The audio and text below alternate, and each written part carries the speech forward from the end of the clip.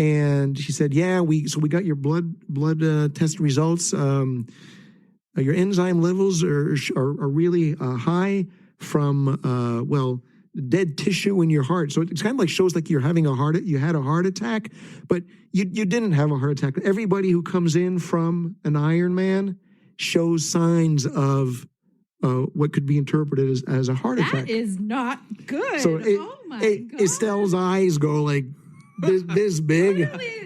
Literally what mine are doing right now. Like, that is bizarre. Yeah. So what do you think it's going to be like for you after 100 miles? I'm doing a lot of walking. I don't know. Yeah. Holy shit. 1, 2, 3, 4.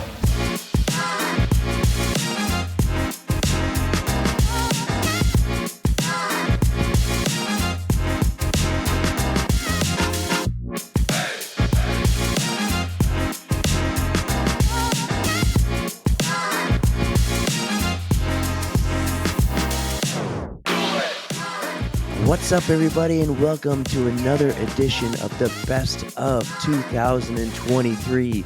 This is part 3, and we waited 6 months. Wait, no, 7. It is July. We waited 7 months to drop this because most of these clips were so recent and fresh back when we dropped parts 1 and 2 last December. So it's a perfect time to drop this while we're taking a couple weeks off for our birthdays. It's our summertime break. But first, did you see it last weekend? Erika crushed it at the Yeti 100 in Washington. There was a point, a few of us there's in the group chat, Pterodactyl and Lindsay, and a few others were messaging me like, WTF, is she alive? What's going on? There's no tracking. She's not responding to us. Bueller. Hey, Zanka, you dead? You dead, man? No, there was no tracking system like the last time, and we had no clue what was going on. So great news. She did it. She crushed it. She got that buckle. I'll give you a little teaser here, but cover your ears if you don't want to hear it. She got a PR. So we're going to come back next week for a special recording, and we'll drop it in a couple weeks during our break. So we'll kind of be back, unlike we scheduled. But next week, you're going to get 2 OTR classics because that's what you voted for. You chose more classics than best of. So this is the only best of. Pay close attention to our classics next week. We have our first real episode in my mind, which is episode 5, but we also have a special one with Michaela Schremshark. And I say pay close attention because Michaela just ran Western States last weekend too. And if you'll hear in her story about how she's never gotten into Western States and that's all she wants to run. So not only are we going to have Erika on next week to talk about her 100, Michaela's going to come on at the same time. It's going to be a lot of fun. It's been over 2 years since we talked to her, so it'll be great to hear from her and what's going on in her life back in down in West Virginia, but also to get a Western States recap, or as we're going to call it going forward, the recrap. Yep, more on that later in another episode, but the recrap. So please don't forget, guys, we're going to get to the best of, but don't forget, follow us on Instagram and all the other social media platforms we're on. Subscribe to that YouTube channel that we're working on. It's gonna be there. It's going to be there soon. Everything's going to be video too, as well as the audio and at great quality. If you want to be a friend or lover of the pod, join us on Patreon. But honestly, we just love for a 5-star rating and review. And Erika has been getting those recently. So if you do one, she gets the reviews now, and we've been talking about them on the pod. I don't know how she does it. We're not Apple people, but she figured it out. So, all right, that's enough of me talking with my scratchy voice. If you can't tell, yeah, perfect. I guess I timed getting sick perfectly during our break, losing my voice. I've delayed doing this, thinking my voice would get better. But here we go. Part 3, we got clips from the rain at Mount Washington, the road to Kona finish that ended with a mini heart attack in the hospital, wetsuit disaster, baby bird shots, and much more. So have a great 4th of July holiday. Enjoy the classics next week. We'll be back to talk about those 100-milers the week after. Don't fear the Code Brown. And if Erika was here, well, you know what she would say. Thank you, everybody, for listening. We really hope you enjoyed this episode and all of our other episodes. Keep doing what you're doing, and don't forget to stretch. Yeah. Well, let's go to the star of the race. And when we spoke last, I gave you a little insider tip on the auto road. Did you remember my tip? I did, and it was very helpful. There were 2 pieces of advice that were super helpful. There was yours that was like, you're going to go up that first little part and then it's going to flatten. Well, not flatten, but it'll get a little easier. So there was that. And then there was a guy at Packet Pickup who was like, run as much as you can. And then like after that, he's like, I count my steps. So I'll run like 20, 50, 100, and then I'll walk the same. So then I started doing that, and that was great. So like I would like, run when I could, and then like I would do like 50 and then, walk or whatever. So that was super helpful too. But between your thing of like that little first spot is kind of tough, and then don't go all out, and then the 50, 100, whatever steps thing, that was super helpful too. So those like carried me through that first little bit. That's a cool tip. That's a cool one for that.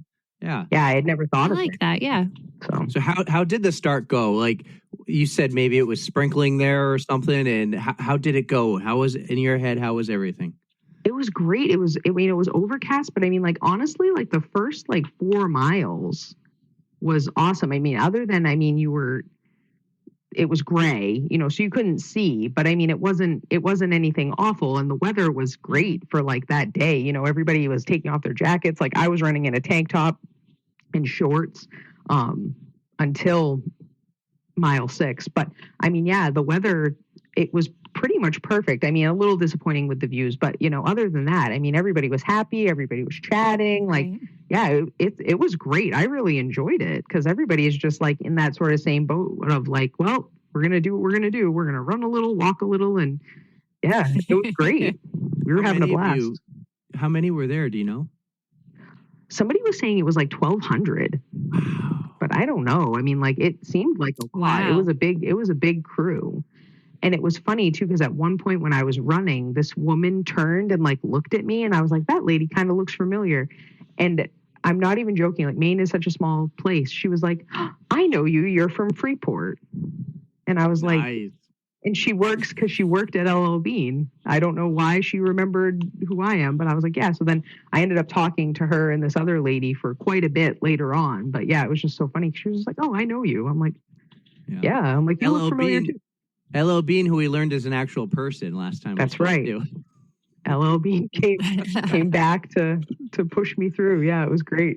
So walk us through your entire race. Bring us from that first steep hill to the top. Give us the story.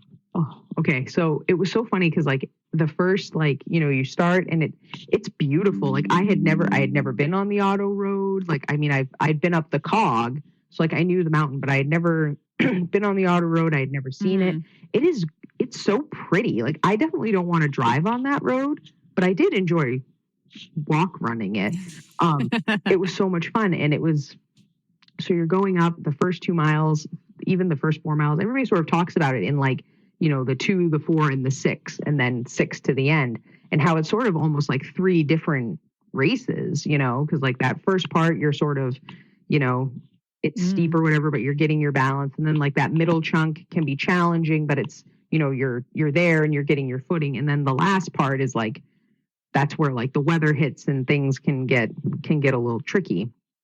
And I was like, okay. So I was loving it. I was having so much fun like the whole time. And I realized as I was running it that like, I don't climb mountains. I don't do things like that. And people were like, are you hiking? I'm like, I'm not hiking, I'm running. And I realized the last time that I like hiked a mountain, like a real mountain, was when I studied abroad in South Africa. I lived in Cape Town, and they didn't tell us that we were going to hike Table Mountain. They just took us to the mountain.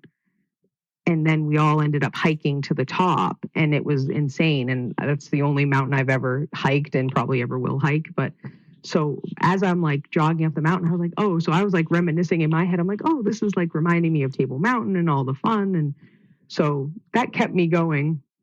And so through 6, I was like living my best life. At 6, it started to get kind of chilly. So I put on I had a long sleeve. But still, like, it was still nice. It was just getting cold. And then all of a sudden at 6.5, it was like all chaos, all whatever, like the skies opened and we're just like, we're going to throw everything at you. And it's just going to be chaos. Oh, no. And as we had been hiking, I mean, as we had been going up to, like, you could see water like running down the road, and you were like, where's that coming from? Well, now I know. But yes. So it was that bad. It went from like nothing, like Wow. the fog came in first, and that was the weird part. So you were running, and then all of a sudden you were in fog, and you couldn't see the people in front of you. Like, you were like solo. It was like, you know, in like the Never Ending Story, when like Atreyu's like in like it was like that, like when he's in the fog and he can't see anything. That's what it reminded me of. And so like every once in a while, somebody would like come out of the fog, and then like this rain started with like the wind, and it was like this instant like ice cream headache, like right here and like right in your face, and like my eyes like felt like they were freezing. It was so weird. And I was just, so then I like started running like with my hands like this, because like to like block like the rain and like the ice cream headache and so I'm walking like this, and I'm like, this isn't a good idea, because like I can't really see, but like as long as I can see that like I'm still on the road, I'm good. And all of a sudden I hear someone go, "Smile," and I look up, and it's the photographer. And I'm like, what? Like, I can't even like see him. I'm not in the mood, I'm man. like, I gave him like a thumbs up, like, yeah, like this is fun. But it was like, I mean, like it was insane. And so like, and then too, like my shirt, like I'm just dripping water because it's like pouring. And I was like, do I stop and put on like my raincoat? Like, but I was like, if I open up my backpack, like then it might get wet. And then like, what if I can't find these people that have like my dry clothes? Like, I'm just going to keep going. So you get to like that last little bit, you know, where you're like climbing up, and like, it wasn't even like at that point, like I was so cold. Like I was just like, I don't care. Like I'm going to go up here and go wherever I need to go to get out of this weather. And you get to like the finish, and there was a lady that was like, had been behind me, and she was like kind of struggling, and she finished like the same time as me, but like she was like collapsing, like she was like on like the verge of hypothermia. So they're all like wrapping blankets around her, and I sort of like stopped to like look at her, because I was like, is she okay? And then this lady, like one of the volunteers, like she's like yelling at me. She's like, "Are you okay? Are you okay?" And I'm like, "I am totally fine." And she's like, "Take this." And she like wraps the blanket around me, and I'm like, "Okay." And she's like, go up there. It's really cold. So I'm like, "Okay." So I walk in, and I've got this blanket, and I'm like shivering. I'm like, okay. I'm like, this is good. So I get inside, but there's like, again, like all the people that had come up on the cog, all the people that are waiting for like their runners and their people are all inside like that summit house. So I'm like, I don't know what these people look like. I barely know their names. And I'm like looking around, and I had put myself in like a Target bag, but I had like yellow Crocs, and I put those on the top. So I'm like looking around, and all of a sudden, like I see my bag like on the ground, and I just yelled because I was so excited. I'm like, "That's mine! Like that's my stuff!" And the lady was like, "Oh, like are you Beth?" And I'm like, "Yes." She goes, "Oh, here's your stuff." So she hands me my bag, and I go to like try to like get changed. I'm in line, and there's all these people who were very obviously like on the cog, and we're like trying to use the bathroom. And this one lady was like in line. She's like, "What is this? Like, where did you come from?" And I was like, "We just did like the Mount Washington Auto Road race." And she goes, "What?" And she goes, "You ran?" And we were like, and so me and this other lady were like, "Mm-hmm." She goes, "Why?" And we were like, "Oh, like, cause it's fun." And she's like, "But the weather." And we were like, "Yeah, it wasn't great." And I'm looking at her, and I'm like, "Do your hands work?" Cause like my hands were like shaking, and I had like tied the bag shut. And she's like, "Yeah." I'm like, "Any chance you can like untie this knot for me?" And the woman was like, "Oh my God, of course." So she's like ripping my bag open for me. She's like, "Do you need anything else?" I'm like, "Nope, that's all I need." But yeah, I mean, it was just crazy. And like all the cog people were like, "What was it like?" You know, and I'm like, "Oh, it was great until the last, like, you know, 3/4 of a mile." But yeah, it was nuts. Yeah. I was just like, oh my God. It was like, I just don't even like, it just went from like, everything's like great. And like, you know, it's like everything's awesome to like, no, you know, but still, I mean, it was a blast. Like I had a lot of fun, but yeah. Hit the carpet, and your pace starts to pick up, and you're starting to, you've made it, and you're running down the carpet, and you're looking to the left and the right because you have no idea where your family is. And, finally, maybe with maybe a couple hundred yards to go, I see my kids. They're on the left. So this time I had the wherewithal to give them high fives. Okay. Or in some of Unlike other years. or the years when I get to the, Yeah. and finally I'm approaching the finish line, and I'm trying to time it so there's nobody there when I go, so I can get a nice picture, throw my arms up, be happy. And I get to the finish line, and there was this guy lying on the ground who would like rolled on the ground or something after he crossed the line, who gets up off the ground just when I'm about to take my picture. And you cross the line, and Mike is there, and he calls you in. He tells you that you're an Iron Man, and it's his last race. So everybody who crosses it's his last Kona. Mm-hmm. So you cross the line, and you're happy and you're thrilled, and that it's all over. Right. And somebody approaches you and asks you how you feeling, and You looked good too when you crossed the line. yeah, I I'm like, thought you looked great. I'm like, I'm good. I'm good. How are you feeling? I'm good. But I need to get to, I'm good. But I feel dehydrated, and I think I need to, I need to get to medical because I need to wash myself off. Do you guys have a shower? And he's like, no, there are no showers in medical. I'm like, oh, well, where's there a shower? And he's there, well, there's a shower over there.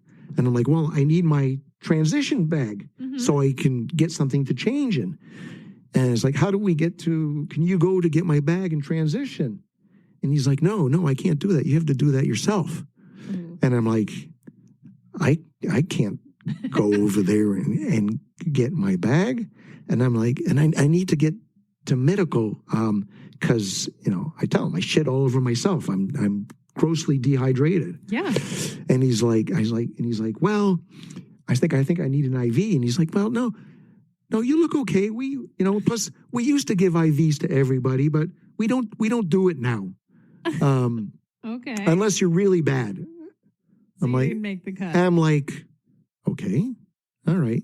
So, and he says, and I'm a doctor. So, I'm like, okay. So I was like, can you come with me and he's like, yeah, I'll help you. So, but there's no shortcut.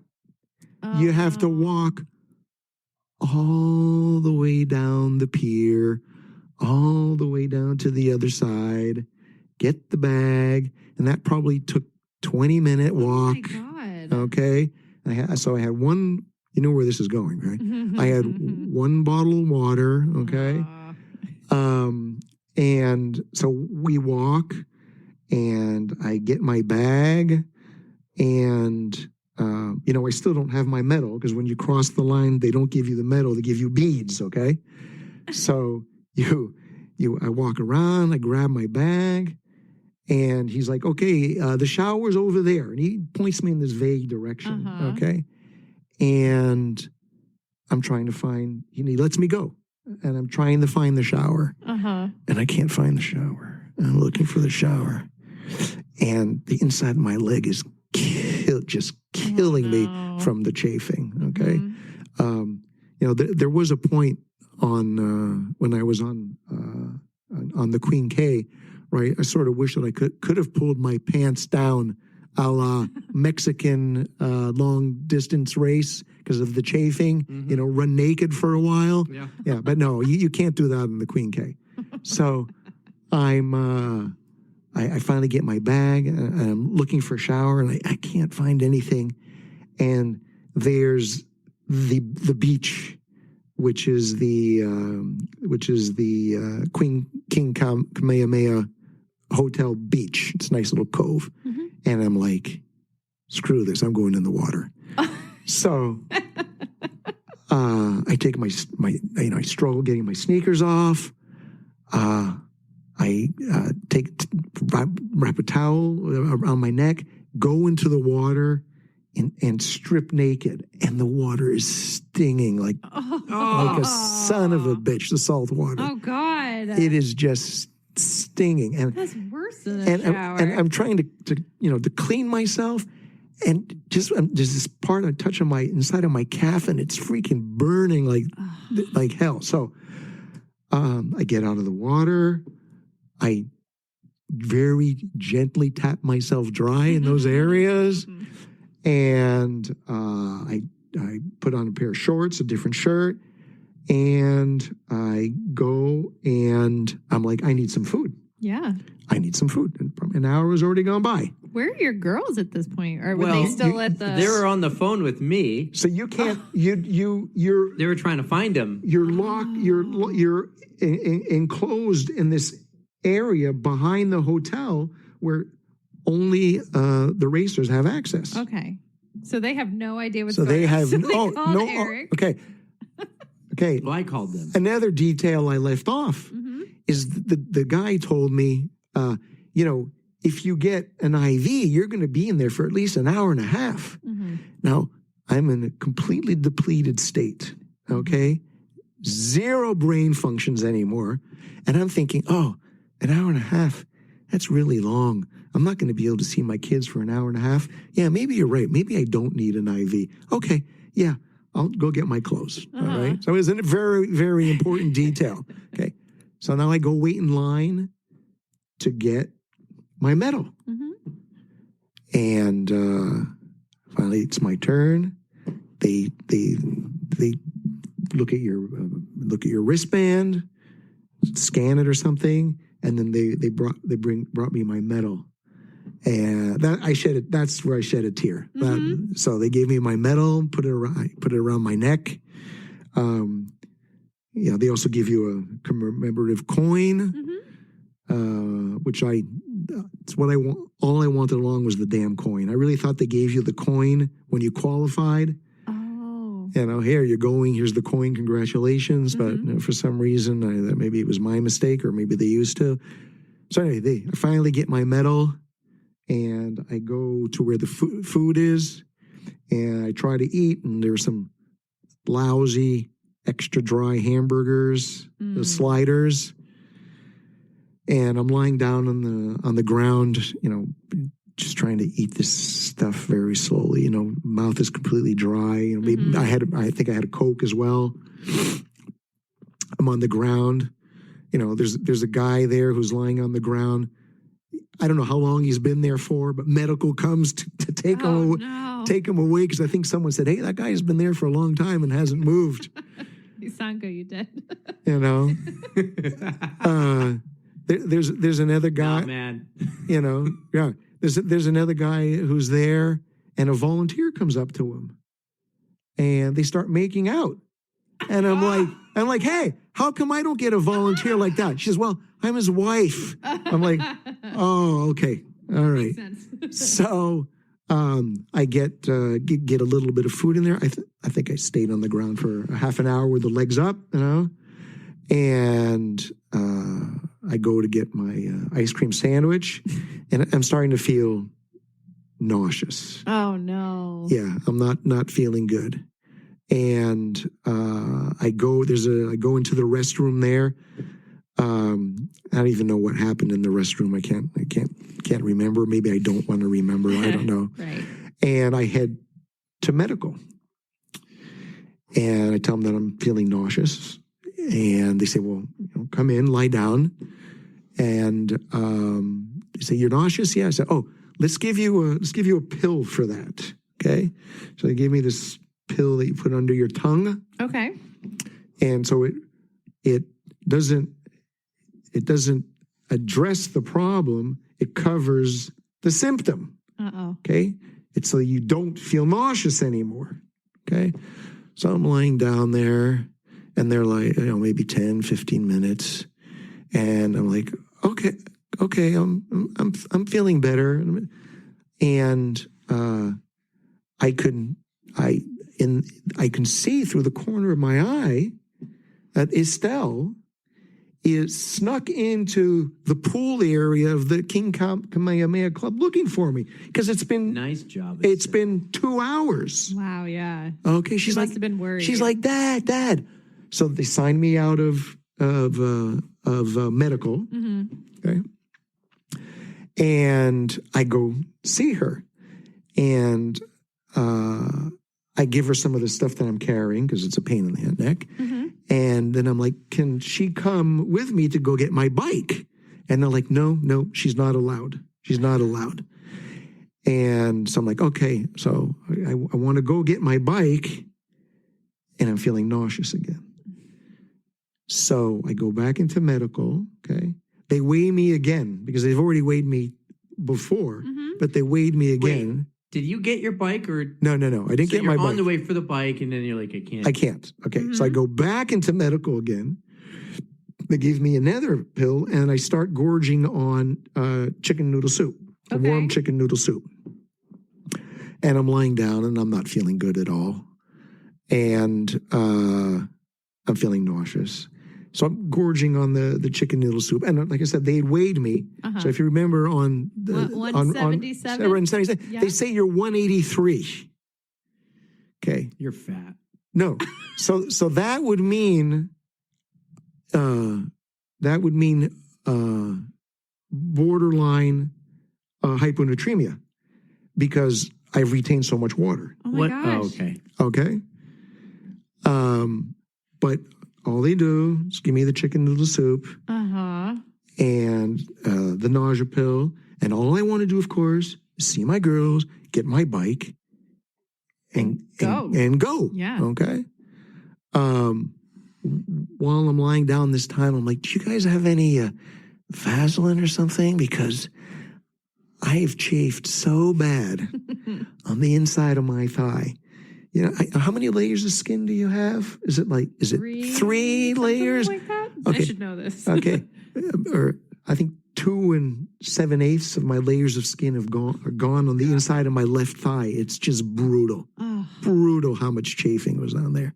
Okay. But that was the only spot because obviously everything settled down and got captured on that side. I see. And so the nausea pill works, sort of. Chicken noodle soup sort of helps a little bit. So I go, I'll get my bike all the way around again. What time is it? So, how? So by then it's 9:45. But what time do you think you finished at, and how much time has elapsed? I think I finished at 7:15. I think it was. So we're talking. Oh yeah. 2.5 hours. Oh yeah. Yeah. Wow. Yeah. Okay, with 2 little dried hamburgers, a Coke, and an ice cream sandwich. Okay. So I knew where this was going. I asked for medical. They freaking talked me out of it. Okay. So I finally get out of the segregated area. Estelle is there to help me with the bike. Where's Camille? Camille, again, was pregnant, Yeah. had walked back home again, because she was, at the time, she was 5 months pregnant, but a good 5 months pregnant. She was no problem. And she'd gone back to get the car as close as she could, because she's like, I don't think Dad's going to be able to walk back to the house with his bike. 2 miles. Okay? That's a lot after all he did that day. You'd be surprised how many people were doing it. That's unbelievable, because not everybody has a full support crew. That's true. So Camille gets as close as she can, but it turns out that it's 3/4 of the way up Polani. So Estelle and I are trudging up Polani, and we get halfway up Polani, and I'm like, Telly, I'm going to shit in my pants. That's Telly's Estelle. Estelle. Well, I figured as much. I say, but, oh no. Telly, I'm going to shit in my pants. Quick, give me a towel. And in the middle of Polani, okay, I wrap the towel around my waist, and do what I have to do in my shorts, take the shorts off and put them in a plastic bag, okay, and walk the rest of the way up, okay, with a towel up Polani up the rest of the way with a towel around my waist. Oh no. We get in the car, okay. They drive me back, get to the condo. Now the condo has an elevator for the third floor. Okay. But the condo was built on a slope. So after each 3 or 4 apartments, there are 3 stairs to go down. Say they go down 3 stairs, go down 3 stairs, go down 3 stairs, and that was just brutal. So finally they get me to the condo, and I'm famished. Yeah. I just want to eat. Mm-hmm. It's 10:30. Okay. Long freaking day for you. Estelle's like, what do you want to eat? What do you want to eat? I'm like, all I want to eat is something in a hurry. Give me some chocolate milk and the Cheerios. So I pull a huge bowl of Cheerios with chocolate milk That sounds really good. and I do it in a pasta cooking pot. Yep. Okay. Okay. Pot full of Cheerios. I start eating that. Start eating that. I'm sitting at the counter, and all of a sudden, Oh no. it all comes back. Oh no. All the liquid that was in my stomach just comes out. Oh, no. Into the pot on everything. Just I'm like, oh, this is not good. Oh no. So give me some Pedialyte. So I'm sipping on the Pedialyte. It just comes out again. Oh no. It comes out again. So I'm like, let me go lie down on the couch. And give me my boots. So they put the Normatec boots on, and I'm lying down on the couch, and I'm like, can you get me a hand cloth so I can do a cold compress on my forehead? So I'm lying down on the couch with my boots on, with the thing on, and I'm dying. I am dying. Yeah. Okay. It literally sounds like you are. I feel like hell. And I kind of half fall asleep. I'm lying down there. Camille, 10:30. Good night. She goes to bed. Uh-huh. But my Estelle, she's staying with me. She's like, Dad, you need anything? I'm like, no. I'm like, Telly, I think I might be done with Iron Man. I think I might retire. I think maybe I'll just do 70.3s from now on. And I'm lying down. She's like, Dad, can I get you anything? I'm like, no. So I'm just there, and it's getting worse and worse. And it's probably 11:45 at that point, and I'm still there. And Estelle's dead. She's like, do you want to do something, Dad? And I'm like, she's like, do you want to go to the hospital? And I'm like, no, not the hospital. And I'm like, so I'm lying there, like 2 minutes go by, and she says, Dad, do you want to go to the hospital? I'm like, yeah, I think we should go to the hospital. So I get up, take the boots off, and I start walking towards the door, and I don't go past the bedroom, and I lie down on my bed in the bedroom, and he's just like, Dad. And I'm like, Telly, why don't you call 911? Oh no. Yeah. So she calls 911. Like half an hour goes by. 2 huge Hawaiian EMTs show up. Uh-huh. And start, taking my blood pressure and asking how you're doing. And they're there for like a half an hour taking care of me. Mm-hmm. And they're like, okay, we're going to get you going now. But we can't bring the Like a stretcher? the stretcher up. Okay. We can't bring this. There's not enough room in the elevator. Oh. So you're going to have to walk. Do you think you can walk? I'm like, I don't know if I can walk, guys. So one on either side, my arms are around both of them, okay? I hope there's pictures. No, there are no pictures of that. Come on, Estelle. There are no pictures of that. So It's a man at his low point. yeah, Let him yeah, have his low point. yeah. So the ambulance lights are going on at the bottom, and so they get me into the ambulance. Estelle follows me. It's midnight. Okay, we Did go. Camille sleep through all this? Yeah, I think she slept through it. Yeah. Oh my God. Yeah, I think she slept through it. So they drive me to the hospital. I get there. Then I'm admitted. I'm not the only one who's there. I can tell you that much. Yeah. Okay, which is one of the reasons why they canceled it during COVID, because there are no They rooms. couldn't support it. And they know that race day they have God knows how many people coming in. Yeah. So I'm in the emergency room on a bed on my first IV. That you should have had hours and hours ago. Okay, and they take my they're taking all my vital signs, of course, and they take a blood test. And at maybe 1:30 in the morning, the doctor comes in. And he's like, "Yeah, we took your you got your blood test results, so we're going to put you on a saline solution." It apparently had no salt in me. Okay, which would explain the hyponatremia. Yeah, Not enough salt to absorb the water. Yeah, Okay, yep. Overweight.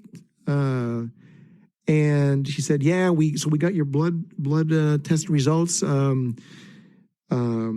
you've got the enzymes that your enzyme levels are really high from dead tissue in your heart. So it's kind of like shows like you had a heart attack, but you didn't have a heart attack. Everybody who comes in from an Ironman shows signs of what could be interpreted as a heart attack. That is not good. So oh my God. Estelle's eyes go like this big.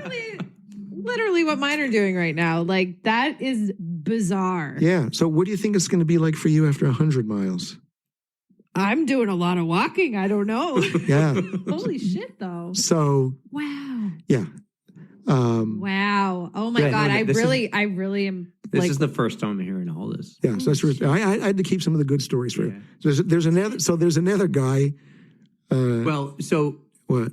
he finishes the race. I'm on the phone with Estelle at one point, right? I mentioned that. Yeah, she couldn't find him. I go to bed, and it's like after lunchtime here, I get a Snapchat from him. Remember the Snapchat you sent me? Yeah, in the hospital bed. And it's him Maybe and you his should retire. Yeah. it's him and his girls, and he just says, "Hey, dude, I'm okay.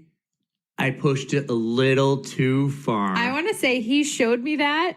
And that's when we're like, okay, we need to get you on the show. We need to hear about it. I hadn't heard anything else after that. So holy shit. Yeah. He said one more thing to me. He says, Yeah. "Don't tell my girlfriend." Don't tell my girlfriend, Yep. So A theme, a common theme. We're going to go right to the Pemi Loop. You told me you had a goal to one day. You currently had the FKT of the Pemi Loop, but you want to do it in under 5 hours. And I go, "You mean the 33-mile Pemi Loop in New Hampshire that takes most people 2 days to do? You want to do under 5 hours?" I'm like, holy cow.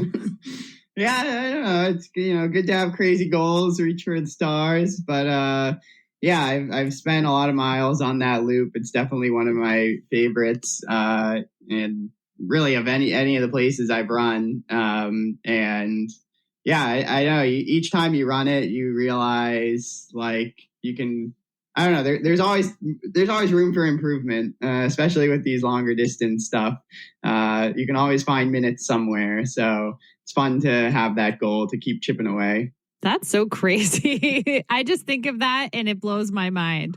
So when you're doing an FKT attempt, do you usually just do it solo, like self-supported, or do you have like your self-aid station set up, kind of like friends cheering you on? Like how do you go about doing an FKT? Yeah, I've done a few in New England. I've done pretty sure all of them unsupported. I like the I don't know. I like that style. If it allows for it, obviously with some, super long distance ones, it's kind of a necessary requirement to have the support. But with doing it unsupported, you kind of, you have full control, full freedom of the run. You can kind of do it whenever you want, start whenever you want, stop whenever you want. You're not dependent on anyone, and that's can be kind of nice. And there, you're also only dealing with like your own expectations, not like the expectations of other people, which like sometimes in a race that can, add some maybe added stress to the day. So I love that about FKT. But yeah, just kind of, I generally am pretty familiar with the terrain of the routes that I've done for FKTs. So I'll either have, run it a bunch in training, or have studied it a fair amount, just like the GPX files and previous, attempts of the FKT. Just to like, I think it's really important for me, at least, to be connected with the history of the route. It kind of adds, meaning and purpose to the FKT attempt. So that's definitely something that I try to do. But yeah, then you kind of just the day of, it does feel a little weird. And when you're just like, I don't know, have an arbitrary like starting time and starting line, and no one else knows really what you're doing, and you just kind of have this, it's like, especially the Pemi Loop is funny with the bridge there at the Lincoln Woods like campground. Like it kind of creates this cool iconic like start finish crossing that bridge there, but it's also a little strange when everyone else is like going off, to start their hikes, and you're just like sprinting the bridge full speed. They're like, what the heck is going on here? They wouldn't get it. What? Okay, so tell me then, to get the FKT, is that kind of like an honor system, and you post your Garmin data on Strava or somewhere, or is there like a Guinness Book of World Records for FKTs that you can look up and find that someone ran this and go out there and try to do it? Like you post that you have the FKT of 5 hours, 45 minutes, and 12 seconds back in 2018. So is that posted somewhere on like an FKT website, or how do you find that info? Yeah, so it's kind of both. I don't know, FKTs are funny in that they're both like official and unofficial. Like it's the fastest known time, so maybe someone's run it faster, but it's the fastest submitted time, I guess. And the fastest known time website, fastestknowntime.com, is where they're kind of the current governing body, I guess, of FKTs. And they make the rules, although it's somewhat like very community driven. So it's very much like just what the community decides in many ways, like what values and rules the community wants to make, I guess. And so, yeah, you just, beforehand, generally you're expected to announce your FKT attempt, make it public. If it's a longer route, usually there's sharing of tracking information, just so there's some maybe level of transparency to it. And then afterwards submitting like a trip report and your GPX file and, Strava links or photos or things like that. If you're doing it unsupported, you might not have people taking photos of you. So maybe you have some selfies on the route, or maybe not. But yeah, anything to like add to, just like add to the kind of, I don't know. For some of them, they require maybe more fact checking than others. I think it's so cool. Definitely, I really enjoy. I do too. Yeah. I am not one for them. I especially think it's cool that you have it on the Pemi Loop, because I've yet to hike the Pemi Loop. It is a bucket list hike for me. I kind of don't want to do it in 5 hours or even 10. I want to kind of enjoy the view. We can get to that later, because you run so fast. I want to know like what you actually see and enjoy. But that's so cool. So, a little segue from our cats being bitches to bike bitches. Erica sent me a note about bike bitches. What is a bike bitch? Because I like to go on the bike. Well, you know what? I actually put it's in the Urban Dictionary, and I put it there, by the way. So in case you look it up, I'm the one who put it For in. real. Love it. I did, yeah. It says like it'll say like my code name is RailSplitter17. That's like another weird story, but anyway, I was the one who put it in there. Yeah, well, this whole thing about everybody's got to get their bike bitch to film them for video content now. So you can't just, it's hard to hold the phone and run, or, taking still pictures on Instagram isn't in anymore because nobody really likes them. They all like video with tips that everybody's heard 100 times, like run slow to run fast. And now there's Threads. What the heck is Threads? Yeah, it's just don't do just the more. Threads. Just more. Yeah. Twitter. It's Twitter for Instagram. Twitter, don't do it. But yeah, you gotta like any post gets elevated if you have your bike bitch and there's just a video of you running, So I don't have a bike bitch, but a lot of people do. So it's like the influencers in the wild, and you have the picture of them, and then the behind the scenes is the boyfriend taking the photo. The boyfriend's the bike bitch, your photo bitch. Right. So you. I've actually seen like twice removed. I've seen like a bike bitch filming a person just so they can show how they do it. Bike it bitchception. So that's what it is. Right. It looks so odd to see it like you see this person running and you see a guy following them with a stick, or you see like their wife like on a bike. It just looks so odd to like actually. I actually took a photo of my wife taking a photo of my daughter in front of those butterfly wings last week. We were at a gas station outside Santa's Village, and there's butterfly wings on the side of the gas station, and the wings are made to look like a pizza. And I'm in the car watching them take it, and I just like took my phone out and the picture. I'll post that because I'm like, this is funny. This is something I'll talk about. I felt like, okay, I was a bike bitch there. Actually, no. I was the bike bitch taking the picture of the bike bitch. Right, you were. Yeah. But I've applied it to other things now. Like I saw somebody running on a track the other day, and somebody was filming them from up above, and I'm like, oh, it's a track bitch. Or like now people have like, they have drone bitch. It's not drone bitch. God. You can't have drones in the air, and it's out of control. I mean, I don't have enough money for this. Where do I will somebody volunteer to be like my bike bitch? Actually, Newt, you've done it for me before. That one time I was running like a virtual marathon, and I was like hobbling my way through it, and you were like riding your bike with me. Oh, that was a long time ago. Yeah, that was like a couple of years ago. COVID year. How do you put that in Urban Dictionary? Is that like Wikipedia where anyone can add anything? Yeah, I just did it. I didn't. Yeah, it wasn't that complicated. Yeah, so I just made an account and I added it, and then it stayed in there. I was like, oh, that's pretty cool. I didn't think that would work.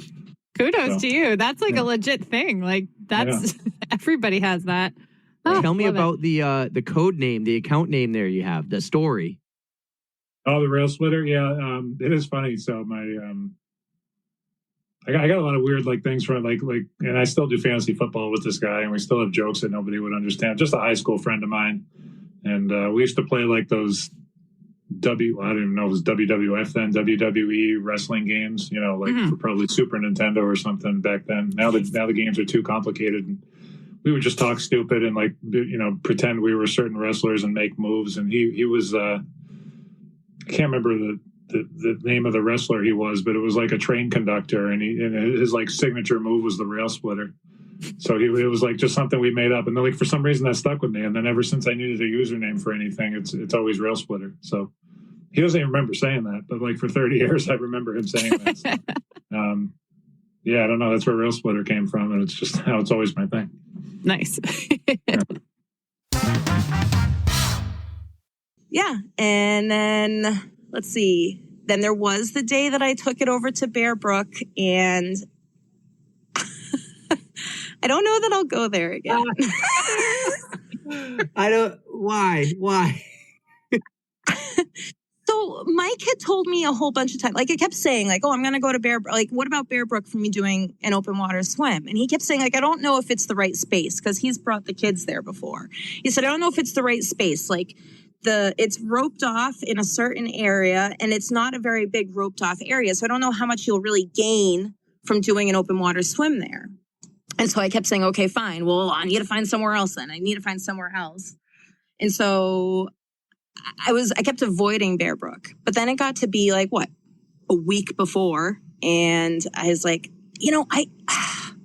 I know he keeps saying that, but worst case scenario, this is what's going to happen. Bear Brook is only like 3 miles from our house. So I said, worst case scenario, I'm going to put all my swim stuff into, like, AKA cap, goggles, wetsuit, whatever, into my backpack. I'm going to put my tri-suit on that came in the mail like a couple of days before. I'm going to put the tri-suit on. I'm going to get my helmet. I'm going to get my cycling glasses. And I'm going to go for a little bike ride through the 3 miles over to Bear Brook. And I'm going to get there.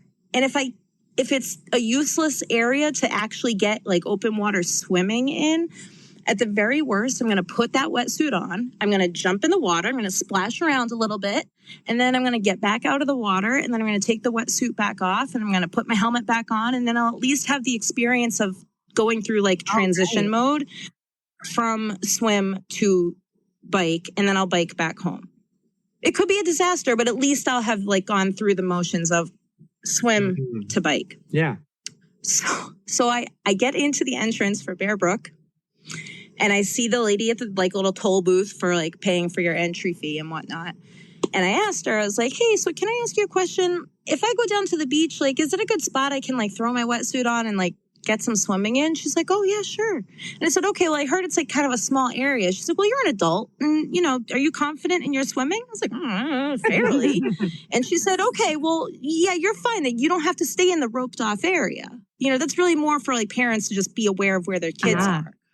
Oh, she said, there's no one over there right now. I'm not even, just carry on. You go off and you go do you. And I was like, okay, great. So I get over there, put my wetsuit on. I'm like, all right. And I go to zip it up. I've put this thing on before. And all of a sudden I go to zip it up. And I'm like, why is the zipper in the front right now? Oh, no. Yeah.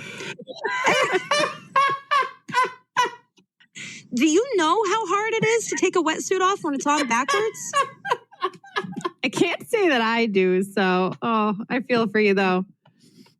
0 out of 10 on the recommendation scale. I thought at one point that I was going to have to cycle home in a wetsuit. I couldn't get out. No. A backwards wetsuit. I am having to take deep breaths and say, Sarah, relax. You can get out. I am sweating now. 1, because I'm anxious. 2, because I just biked here. And 3, because I am not certain that I can get out of this wetsuit. And so I am like trying to get it off of my shoulders. I'm trying the left and I'm trying the right. And then I'm trying both at the same time. I'm freaking out. I had to seriously tell myself, you need to calm down. And I had to take deep breaths. And I finally was able to get this wetsuit off. And then what did I do? Flipped it around the right way. Put those bags back on my feet. Jam my feet into the leg holes again. And now I have it on the right way. Zip it back up. And it's much easier to put on as well when it's facing the right way. For the record. So I zip it back up. And I'm looking at this water and I'm like, it's kind of dark. Uh-oh. Like it's kind of murky. But that's okay. I'm here to do this bottom thing. of the lake. No, there were no barrels. And I heard your last episode. I heard it. And you were talking about the barrels. Erika, I hope you've listened to that podcast. It's flipping fantastic. I have not, but I know like the story, so I'm gonna have to do it. No, I don't even care. You have to listen to the whole thing. Like it's so good. I've listened to it twice. Guys, look it up. The Bear Brook Murders podcast. It's so good. It's so good. My coworkers, all my friends at CMC, hello, if you're listening, they all laughed at me when I told them the story about swimming at Bear Brook. They were like, was it murder juice? And I was like, no. Murder juice. But when you, all right, fine. So whatever. I'm looking at it and I'm like, it's murky, it's dark, it's not pretty like I expected it to be, but hey, here we are. I came to do this thing. I went through getting the wetsuit off and back on. Like I gotta get in that water. So I get in the water and I'm like, all right.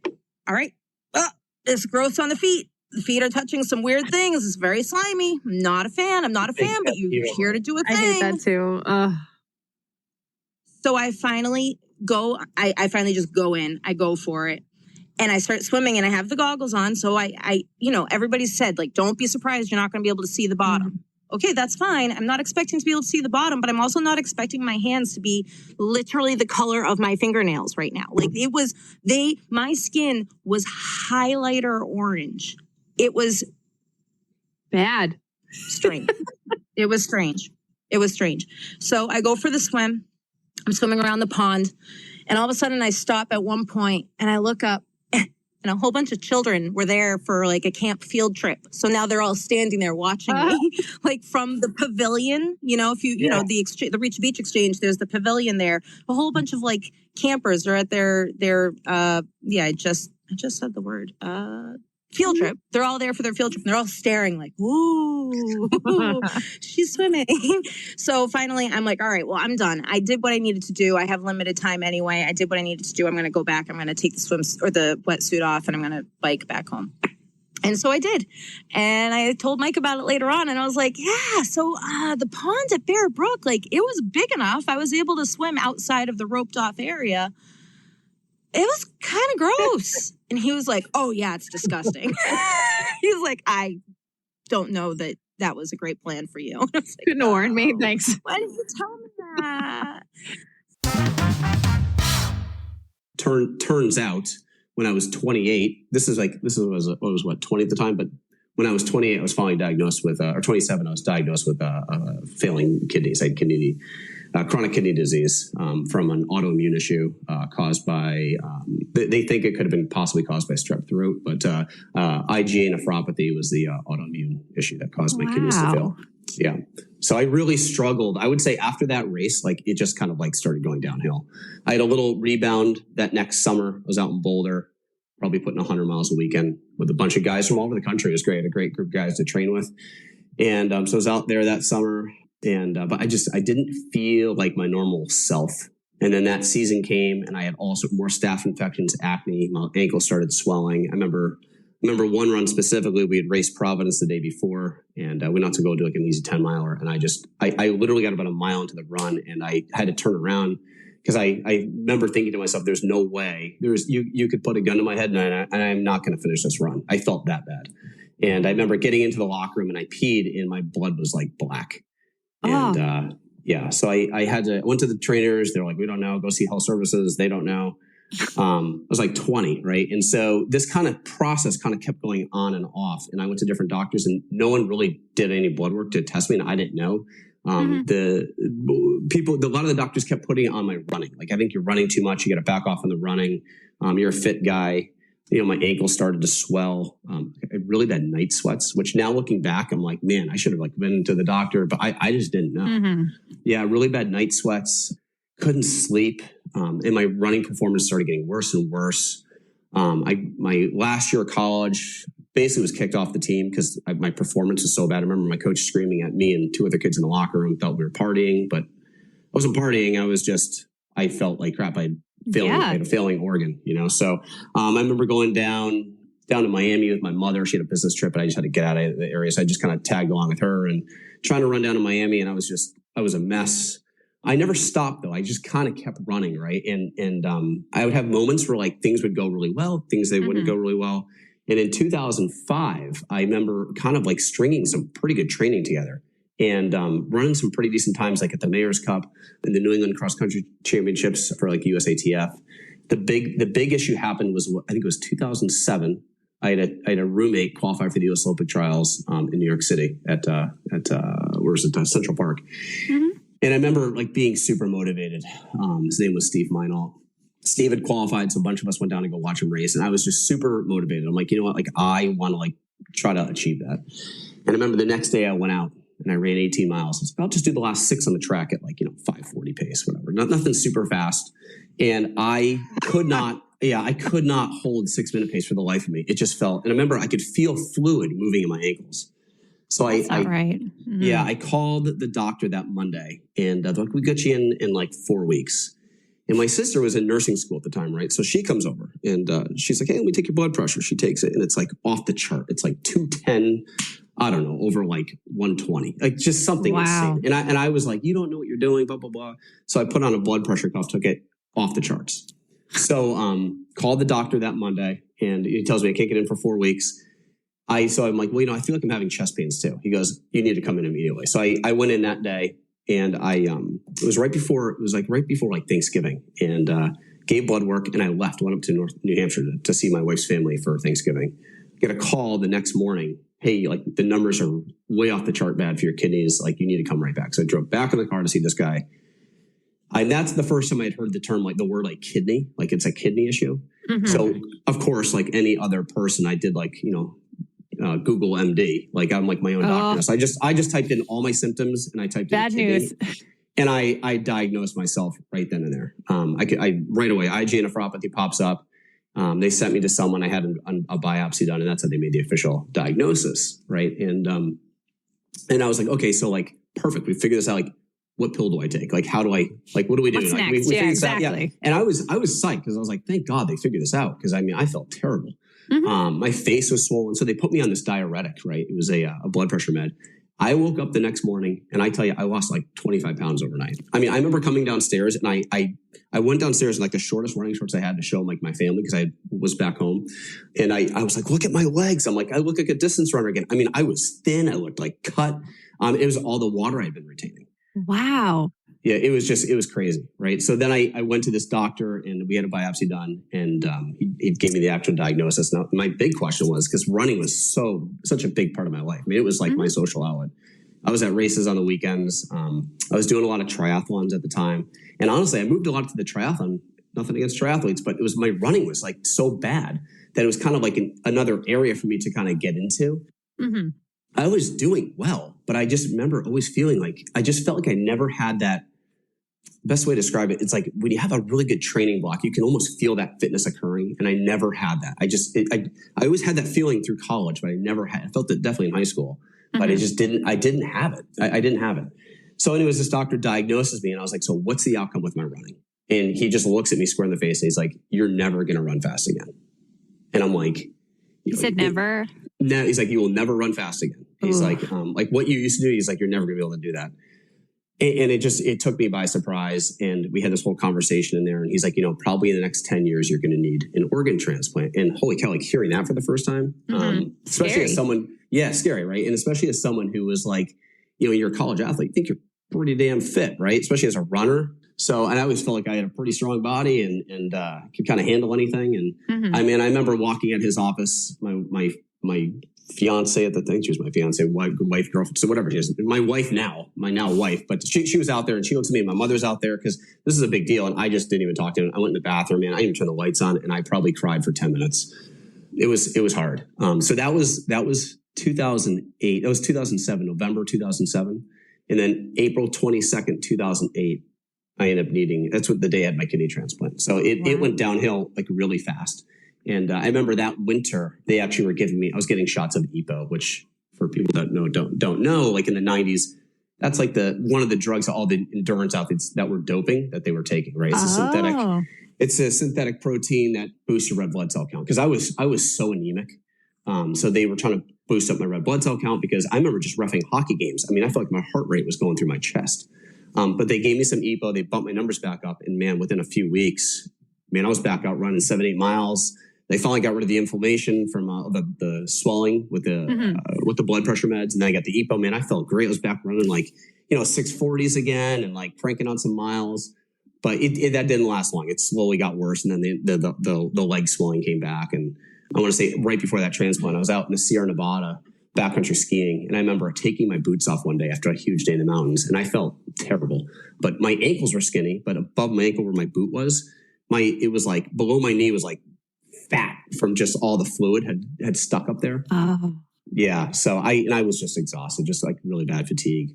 But yeah, so April 22nd, 2008, I think it was a Tuesday, which is interesting. It was Monday. That Monday was the Boston Marathon. So it was kind of like, I almost felt like it was kind of like this like weird alignment of the stars, right? It's like the Boston Marathon. It's like right around the time of the Boston Marathon. So I saw these runners, and it really motivated me. It really, really motivated me. So yeah, I ended up having my father. My father was a donor. So that worked out really well. And in that time, I was just scouring the internet, right? Because like what athlete has had this, or runner, more specifically for me, was like, did a runner ever have this? And like, what was the comeback? And I couldn't find anything.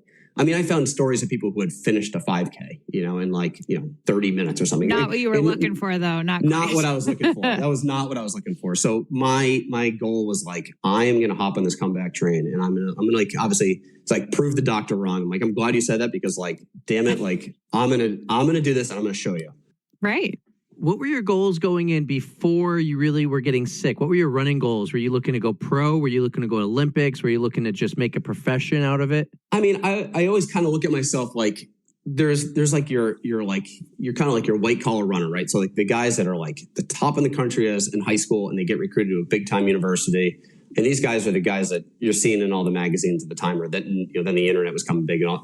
And I wasn't really at that level, but I would say the easiest thing to make, even to this day, even though they've lowered the standard, but is the marathon Olympic trials. So there's quite a few teammates, like that was the goal, was like make the trials, right? And so one of my goals was always to make the U.S. Olympic marathon trials. That was one of my goals. And I sacrificed a lot. I mean, I was a big time skier. I gave up a lot to that. I played a lot of golf, and I stopped doing that because I kind of put all my eggs in one basket to run. And I loved it. And all my friends were runners. That was my jam, I mean, even after my organ transplant, like my wife and I, we book a lot of our vacations on places where we know there's going to be great running. It's a big part of my life. So I would say that was one of my goals, or even to like make nationals in cross country, or be in a team that could make nationals in cross country, which is a hard thing to do because, most sports, they take 64 teams, like basketball. Cross country, they take 32. It's hard to make it. And maybe it's changed since I've been there. Maybe, I don't know, because I graduated in 2002, but they take about half the number of teams. I mean, you could win your conference for cross country, and that doesn't mean you're going to nationals, right? But basketball, you win your conference, or soccer, you go to nationals.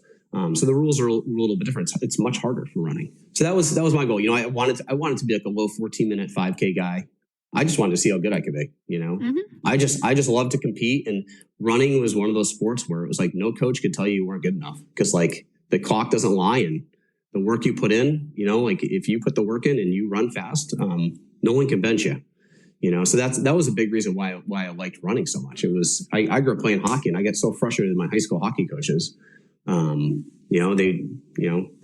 picked who they wanted to play, and that was it. And it's the one thing about these sports where if you're fast, and you go out there and everyone sees it. Yeah. The coach can't hide that. The coach can't put you on the third or fourth line. Yeah, exactly. So. Yeah. So that's that. It just stinks because like a lot of my teammates were like running really fast at Boston, or, qualifying for the trials. And a lot of the girls in the girls team were making the trials too in the marathon. But just people winning races and getting comped entries into races, getting, put up in a hotel. And I never I feel like I put all this work in college. I never got to like really have that. Mm-hmm. And so I was like, when I get out of this thing, I am doing it. And I remember the day I woke up in that kidney transplant, they're like, it's better if you move on day one, but a lot of people don't. And I was determined to get out of bed. And we had this little nurses station. And like if you and I were to walk around that thing today, it would probably take you 15 seconds. It probably took me 2 minutes to get around this thing. And that like became my track. And I would design myself track workouts. And I'm like, I'm going to do, I'm going to do I don't know, 8 by 400. And I would get a little sip of water, and it would take me 2 minutes to walk around this little loop that would take a normal person 15 seconds. And little by little, I'd start getting faster. I'd watch the clock, and it was just kind of my game to get myself out of bed and get myself to do stuff during the day. That's good. How long were you laid up in the hospital for? It's interesting. The kidney transplant, they get you out pretty quick. I would say about 5 days I was out, and then they kind of just throw meds at you and kind of see what sticks. And I didn't really realize that. So when I got out, yeah, I had moments I'd go for a walk and I was getting lightheaded, and blood pressure meds were off, and you're still in a lot of pain. I mean, even out of the hospital, a ton of pain. Mm-hmm. And I did not want to take any pain meds, so I was on pain meds for the first day. And after that, I just kind of dealt with it. But I started walking a lot. And let me tell you, I think if you're someone who's super mobile, you like running and moving, to be laid up is hard. So the second I could start walking, I was just so grateful for my mobility again, that I remember walking all through Boston. And around 6 weeks after surgery was the first run I did. I ran a mile on the track, barely finished, felt terrible. And that was I don't know, early June or something like that. And by August, I was running 40, 50 miles a week again. And at a pretty good pace. That is a huge turnaround. Yeah, huge turnaround. And I would say those were 640 miles, 50 miles a week, 40 miles a Fast week. too. Yeah. That's excellent. And it was like one of these things that like transformed my body. Like I lost a lot of muscle mass. So I was like light again. Mm. And that's when I started coaching. Right. And so I kind of ran through that fall, kind of got lazy that winter, but that spring I started coaching. And I had this kid on the team in 2009. He was a senior. I had no juniors. I had one senior. And this kid was a pretty good runner. He had won the state championship in indoor for the 15. And he had no one to run with. So a couple of days, like, hey, I'll hop in and run with you. And holy cow, that first day was like a free 10K for me. I didn't have to pay an entry fee. He just dragged me for 6 miles. And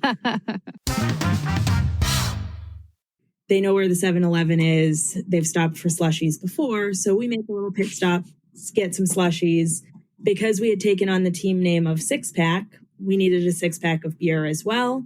So we grabbed that while we were in there. And then we continued on for the last 3 miles or so. I also learned what baby bird shots are. What's a baby Clearly bird you don't shot? TikTok enough. I don't TikTok at all. So Do tell. one person takes a shot but doesn't swallow it and then spits it in. Ew. Yeah. Yep. So I learned what baby birds are. Did you do this? I had to be part of the group, so that's my invitation. I'll go first. There's a video somewhere. I don't know where. So so you take the shot And then and the then other you- person is like into someone yes. else's mouth. Yeah.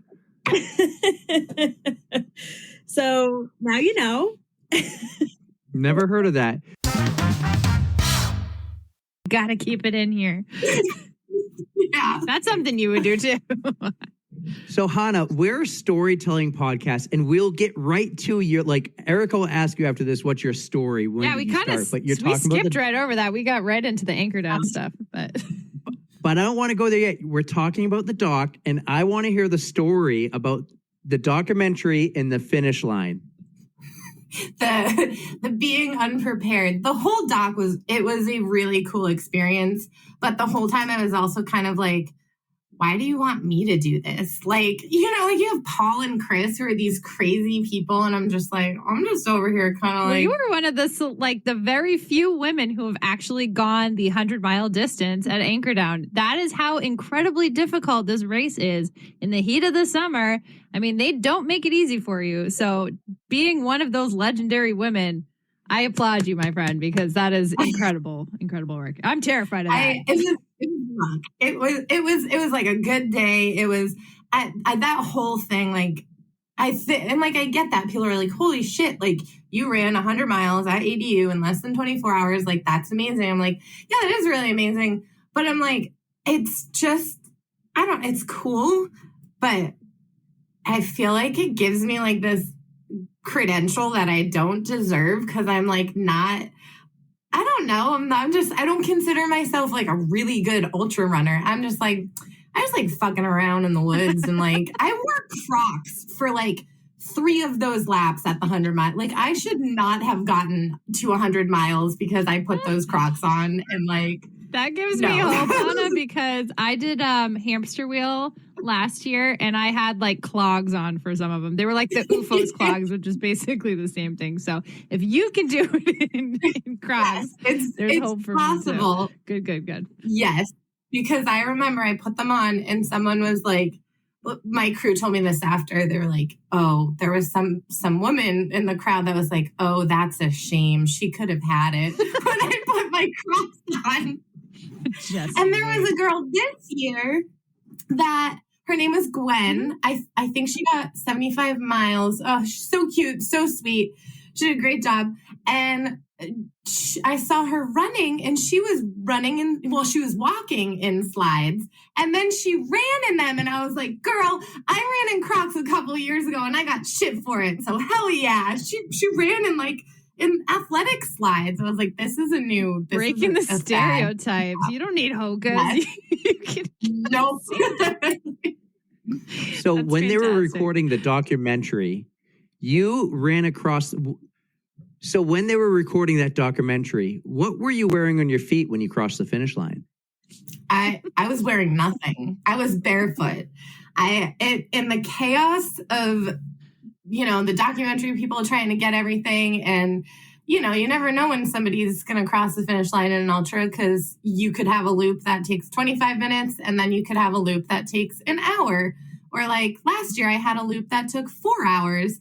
So they didn't know when I was going to cross the line. So I finished and they missed recording it. And I don't know where they were or what they were doing, probably paying attention to Chris doing something nuts or whatever. So I went back to my crew. I took my shoes off. I sat down. I started eating whatever they were feeding me. And they came over and asked me to get up and cross the finish line again so that they could get some footage for the documentary. And I don't know. I might have had to do it only 1 or 2 extra times, but even that 1 extra time was too much.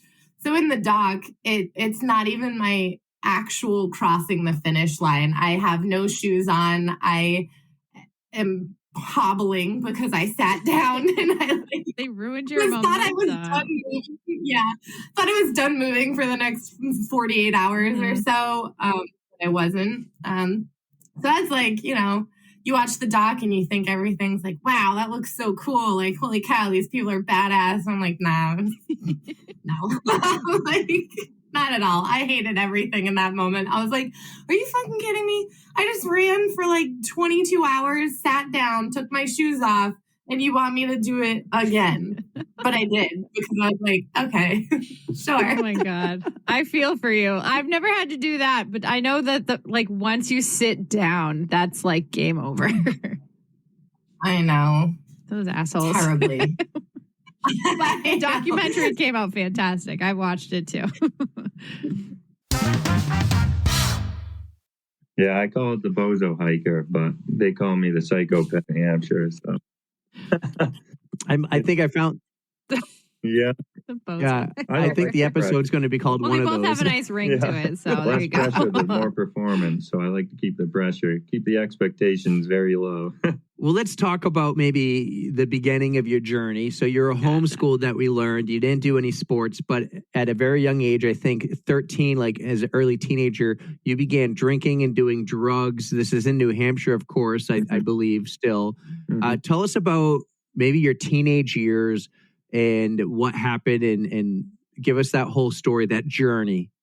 Yeah. So I started like, I never felt like I fit in, you know, I always felt like something was missing. Like, I think we all feel like something's missing when we're young, but it made me feel like I was the man, you know, like it was everything I was missing out on. So alcohol started, and that's basically how I would talk to people. I started with that. I feel extroverted, but I've had trouble like getting along with kids, and boy, that was the secret sauce, was the drinking, and it was very reckless. Actually, really escalated from there to a everyday addiction. So yeah, then I started hanging out at the skate park, and from a big family, so I sort of slipped through the cracks and got away with quite a bit.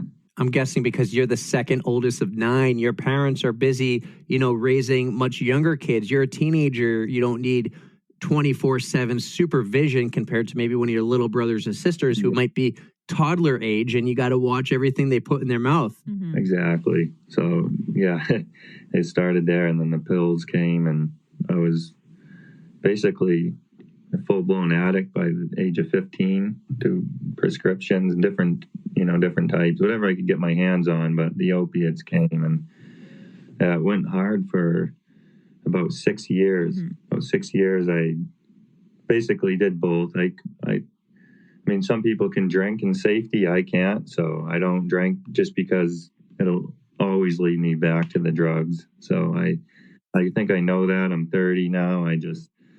It's been 9 years, Lord willing, this December. I'll be 9 years sober, clean and sober. And congratulations. Thank you. Yeah. This hobby is very, very helpful for recovery, but I also like go to AA meetings weekly, and I speak at rehabs and try to give. That's another reason why I love going on like the New Hampshire Chronicle, now your podcast, and the Massachusetts Chronicle as well with Ted Reinstein. So I like to share my story and let people know there's a better life, you know, because I was that guy at rock bottom. You know, I stole, cheated, I was a liar. You know, I'm not afraid to talk about this at all. I've seen a lot of deaths. There's been many people I've been, you know, grew up with, and I considered them friends. We went to the same church, and even one of them was like a brother-in-law to me, and he overdosed. So yeah, it's serious. I take my sobriety really serious today, but running does get in the way of sometimes my recovery too, which is tough because this is an addiction for me for sure, but it's a healthy one. I want to go back to when you're a teenager. Like, I'm thinking 13 years old, how do you get your hands on a bunch of beers? Maybe your dad's fridge in the garage or buddies or something, and the drugs. Like, how does that happen at such a young age? I guess the best answer would be you are who your friends are, you know? And I that's what my grandmother used to tell me, and it was true because my parents never drank or did drugs or smoked or anything like that. Or they never, to my knowledge, my dad was a chewer and that was it. But we would take it from my friend's house, you know. We'd go to his dad's and put, you know, water in a vodka bottle and replace his vodka with water and take that to the fort that I had built at a young age and drink it. And the pills came from down the skate park, you know, hanging around. It all starts with the, you know, drinking and smoking a little weed, and next thing you know, someone has some of this, you know, and like, and you're like, yeah, sure, I'll try it because you want to fit in at the time. Yeah. It loosens you up, right? Like it lowers your you know, inhibition. So you're just kind of like, all right, I'll do whatever. Vyvanse, 70s, all that stuff. And it started from there, you know, and the opiates came next. And I'm now, I never thought I could go a day without anything. And I see a naturopath doctor. People need stuff, that's fine, but I abuse anything. I'm an addict, you know, so I don't, and an alcoholic. So I'm like very triggered by like pharmacies, or if like say I broke a leg running, I would have to do as much as I could non-narcotic, find a way, you know. I can't control anything, nothing, you know. Right. It gets out of hand, as you can see with some of my hikes that I've done and my runs. There's never enough, you know. I was going to say, at what point in your journey did you realize you needed to make the change? Did you wind up, like, how did you get clean? So I was almost 22. I basically started seeing my wife I was still using pills at the time prescribed to me, but I was double dosing them and buying them on the street to replace the ones and she didn't really know a whole lot about it. I was just smart enough to know that if I didn't clean up, it wasn't for her hearsay. She did drop me off at rehab, but I just knew I was sick and tired of being sick and tired, like waking up and snorting a line just to go through my day, you know, for lack of better terms, you know, or just using drugs to not be sick at work. I was in the concrete business. I have been for 16 years now, and rough crowd. And I remember using drugs just to get through my day for years, or at least 6-7 years I did. And that was who I was. That was part of my life. There was no running routine. There was I had coworkers that did run that inspired me down the road, but like, I don't know how you guys are going to do that, you know, running after a hard day's work, you know. I'm going to go drink some beers and, you know, get high. So that's kind of that burnt me out. Yeah. And she brought me there. I checked myself into the Phoenix House at the time in Keene, New Hampshire.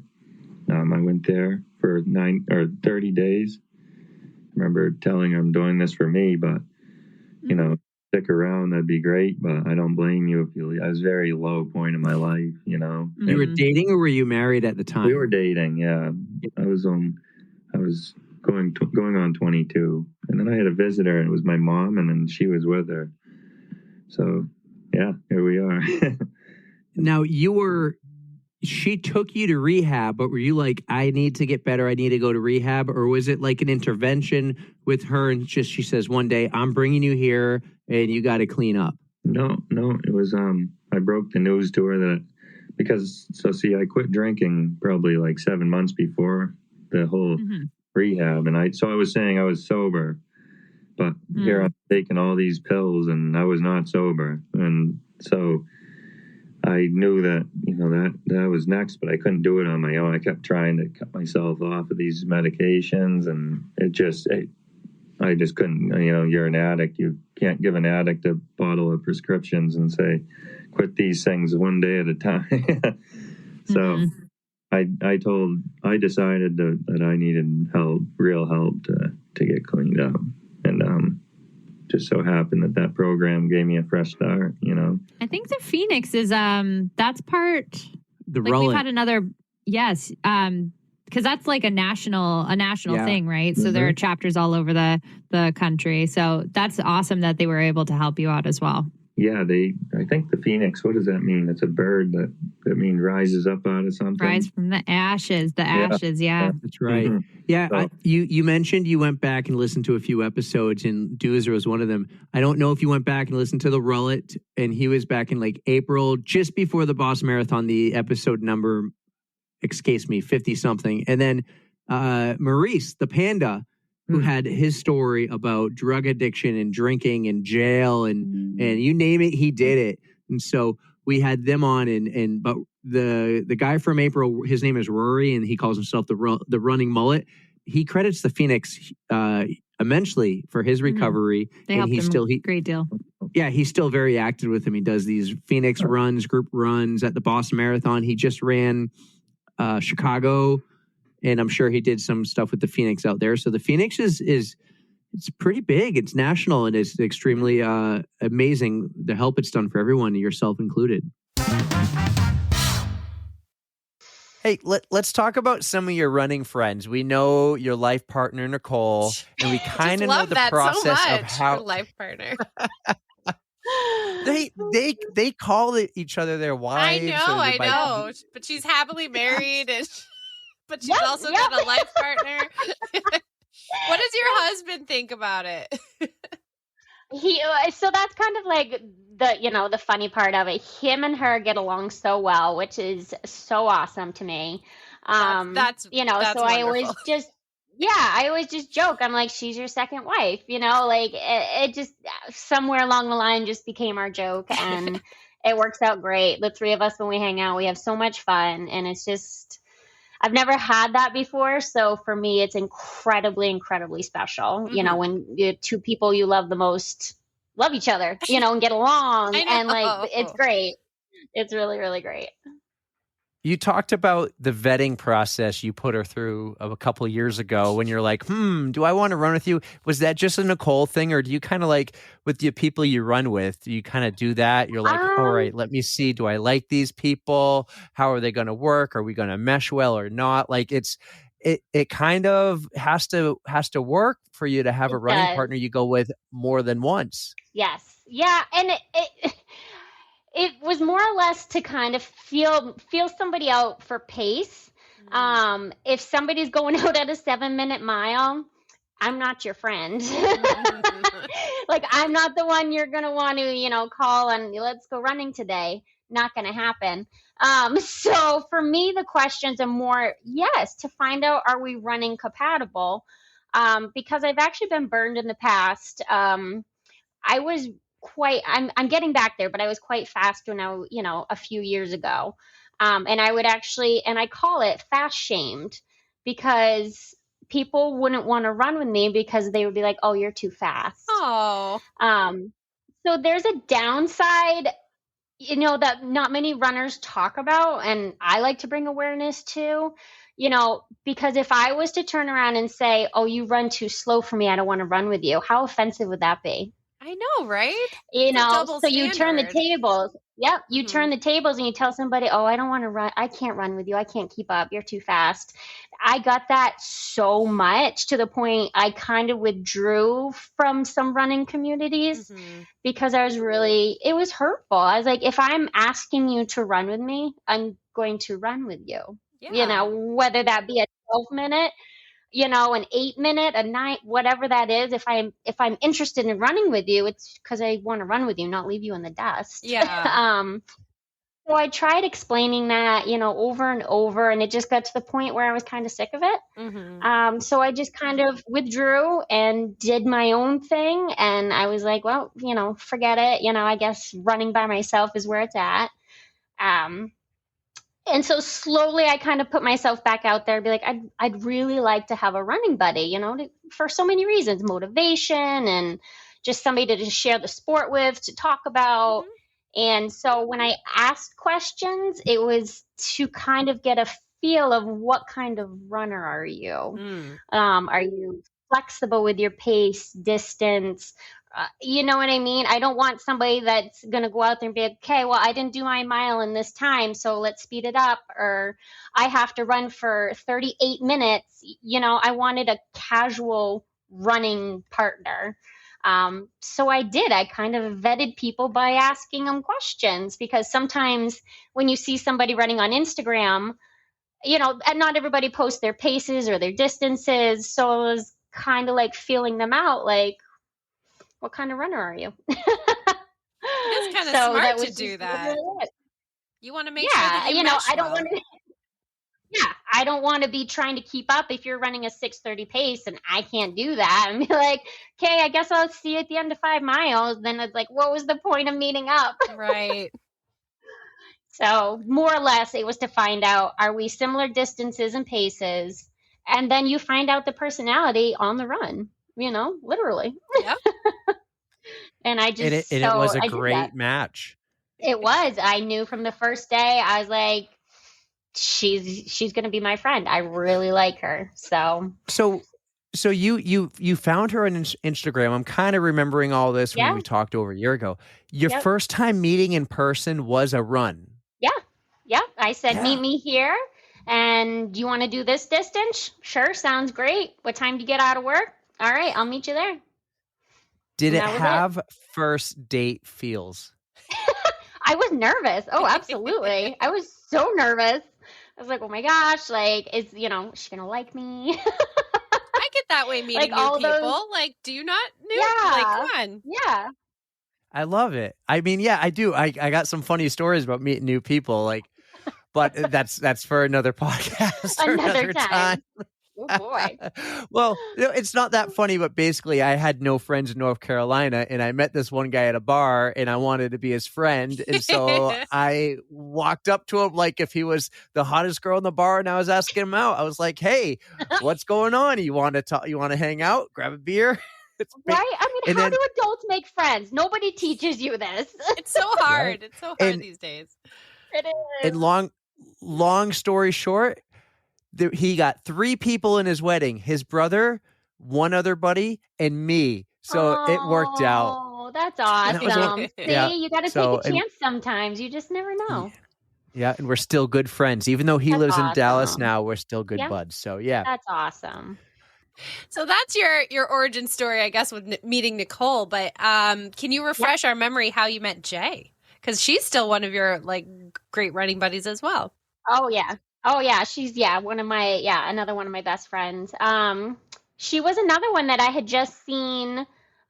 She would post about running around Concord, so I didn't know much about her, but I was like, she would post her distances and times, and I was thinking, okay, that's pretty compatible where I'm at. And again, it was just looking for somebody to run with. Mm-hmm. So she was another one, like, let me ask you some questions. I think your method is tried and true. Like, you've got it down. You know the way to find your running buddies, and it works. And it has worked. Have there been any others besides Nicole and Jay? I would say they're my 2 closest. Mm-hmm. I do have some, Instagram running friends that we see more or less at races. Yeah. But Nicole and Jay are definitely the ones that, the ins and outs during the week, training, talking about running, they're my group. Everybody else is, like, okay, like, hey, you want to do this race, and we'll meet at the race and maybe run it together or hang out there before or after. But, I like a small circle. Small circle is much easier to maintain. That is true. I'm quite good with the 2 that I have. Perfect. give you the instructions 4 or 5 times. No excuses. Yeah. And we're going to say sorry. Yeah. Go park over there and figure out how to get here. But 2017, I went back and took a step up. No 100K 2017. 2017, we're going for the 100 miler. And my aforementioned buddy, Ryan, a.k.a. Pete, who had run Fort Clinch 50 in March, it was going to be his first attempt at the 100-mile distance. Unfortunately, he did not. He didn't make it. He made it to about 70 miles and had to drop. Knee went bad. But somewhere in there, Tony and I had struck up a little conversation. I believe it was because she asked me to flash her, aka show some nipples and navel. Oh, okay. That's a little more tame than what I was picturing. Oh no. Well, she would happily lube anything up that needs lubing, because we all know it's no fun without lube. And on the fourth loop, the fourth of 5 loops, was when I dropped Pete, made it around, beat the cutoff, started out on loop 5, hadn't gotten my motivation because Tony hadn't been at the aid station at the start finish. And I just happened to cross paths with her as she was circulating the course in the truck. And I'd been thinking about it the whole time, and I'd like to say I took a knee, but it was mile 80 of a race. So odds are I probably didn't take a knee, but I had formulated a beautiful ring out of squirrel's nut butter wrapper. And we exchanged vows on the course. I told her that I would lube anything, that I would listen to all the gripes. I would tell her if it was a real injury or just taper madness going on. And I asked her to become my trail wife, and she accepted. And let's see, we're going on 6 years of wedded trail bliss. She is my real life sister wife now. They've come to an understanding. And you gotta love it. And it's just lovely. Whenever I need lube, I know who to call, because Tony is going to take care of me. Yes. This is cracking me up. Oh my God. So if you keep this up, Erica's going to cry. Like, she'll have tears coming down her face. I'm already red faced. It's just let me be. Love story for the ages. Love story for the ages. I love making trail friends. Oh, it's one of my favorite things. It almost sounded like you said naked trail friends, and naked trail friends, especially naked trail friends that help you out with lube. Thanks, Tony. Are the best. Who knows what I'm going to hallucinate out in the middle of the night out there? So they may be naked trail friends, but that would be interesting. All right, let's go from naked trail friends to ducks on your underwear. I want to share this photo. That's a transition if I ever heard one. It's not underwear. Those are silkies. Those are like 3-inch inseams. That is underwear. Yeah, they're silkies. They're the most comfortable running shorts out there. Real men can wear 3-inch inseams. I just said it looks like from far. It looks like a pair of fun boxers, man. Can I just say, look at your calves? Holy crap. I wasn't even looking at the shorts. I was like... She's looking at your legs. I mean, so they were there for me to look at. Wife. Let's see. That's still Tony. I got ducks all over. There's more ducks on this pair here. Yeah. Wow. So what's the thing with ducks here? You have you even have a hoodie here with ducks, and you have pink duck shorts. You got a lot of ducks. Oh, you have a fanny pack with ducks on it. 100%. So the best kept secret on Maryland's Eastern Shore, American flag ducks, is a little race that goes down every February called the Algonquin. Go back to those 50K. bright pink ones. I want to see the bright pink ones. Oh, there's bright pink with ducks. We got ducks everywhere. I got a hat with ducks on it. It's awesome. But the Algonquin 50K is the mastermind of the one and only race dictator. Trent Swanson founded it in 2017. So right after Devil Dog started, the Algonquin 50K started. I was lucky enough to get out there in 2018. This is back before the race sold out within 12 hours of opening up. I went out there in 2018 and was lucky enough to have a really good day, set my 50K PR, and had a beautiful weather day too. And then in 2019, he started what's called the Delmarva Ultra Challenge, or the DUC for short, DUC.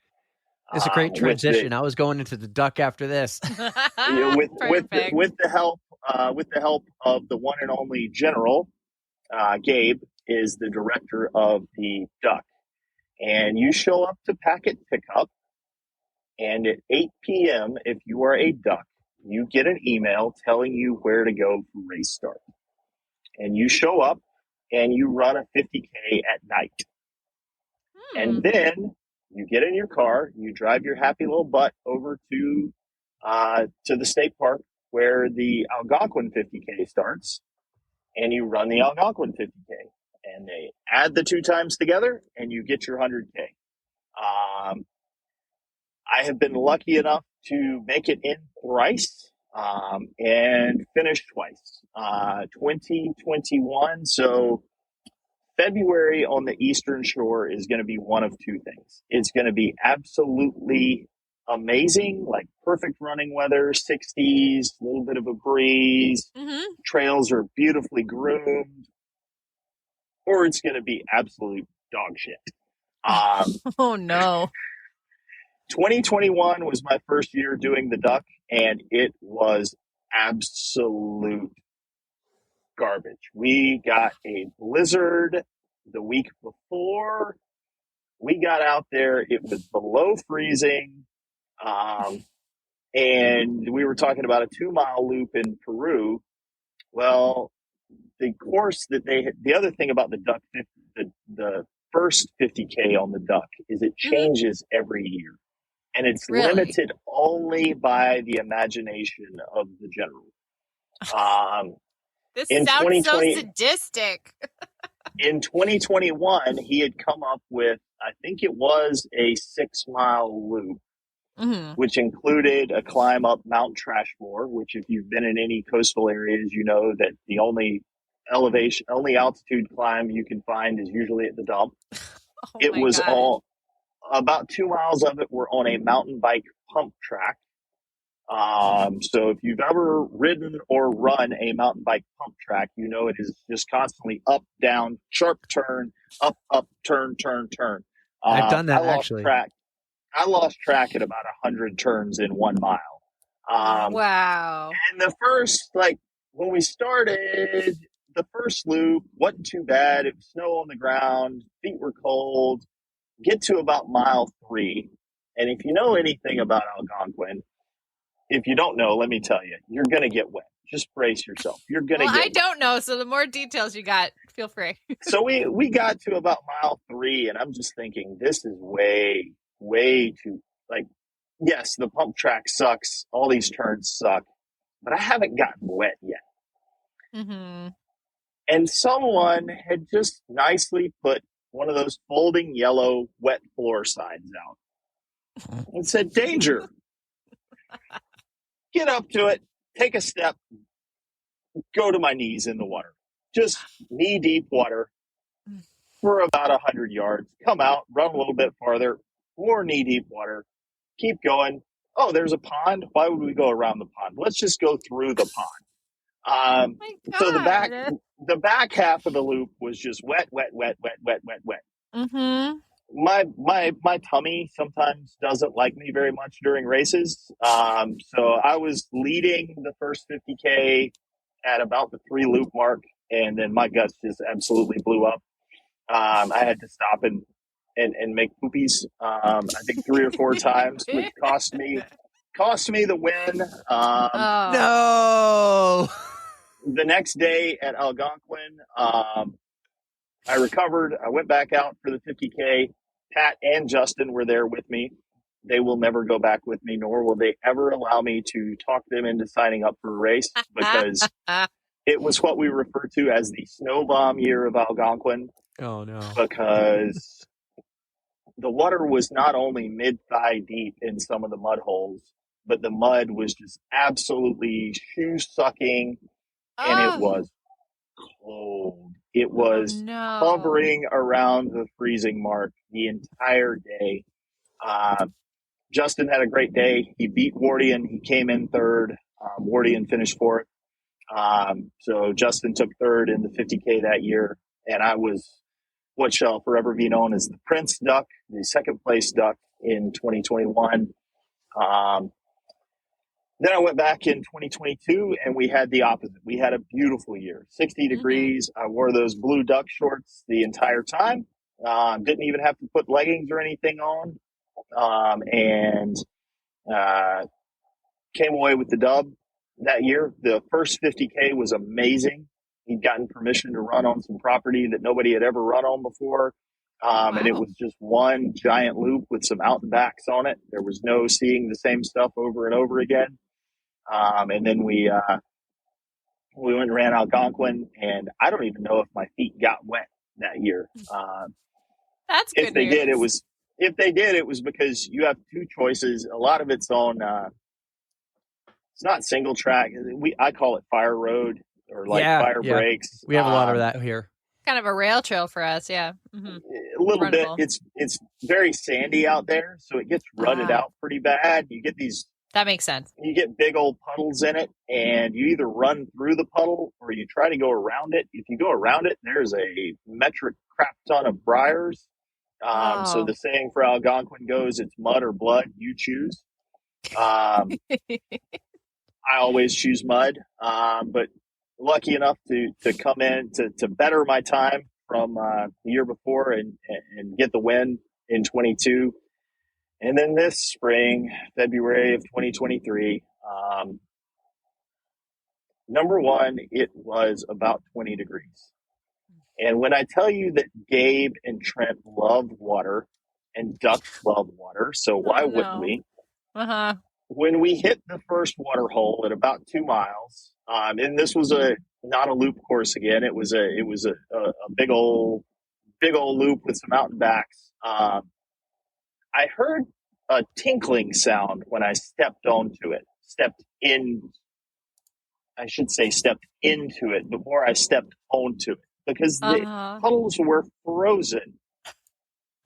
And it just kept getting colder all night to the point that by the end, when I stepped on one of the puddles, and I'm not a small guy, I didn't sink into the puddle. The ice didn't break. I was able to run across it.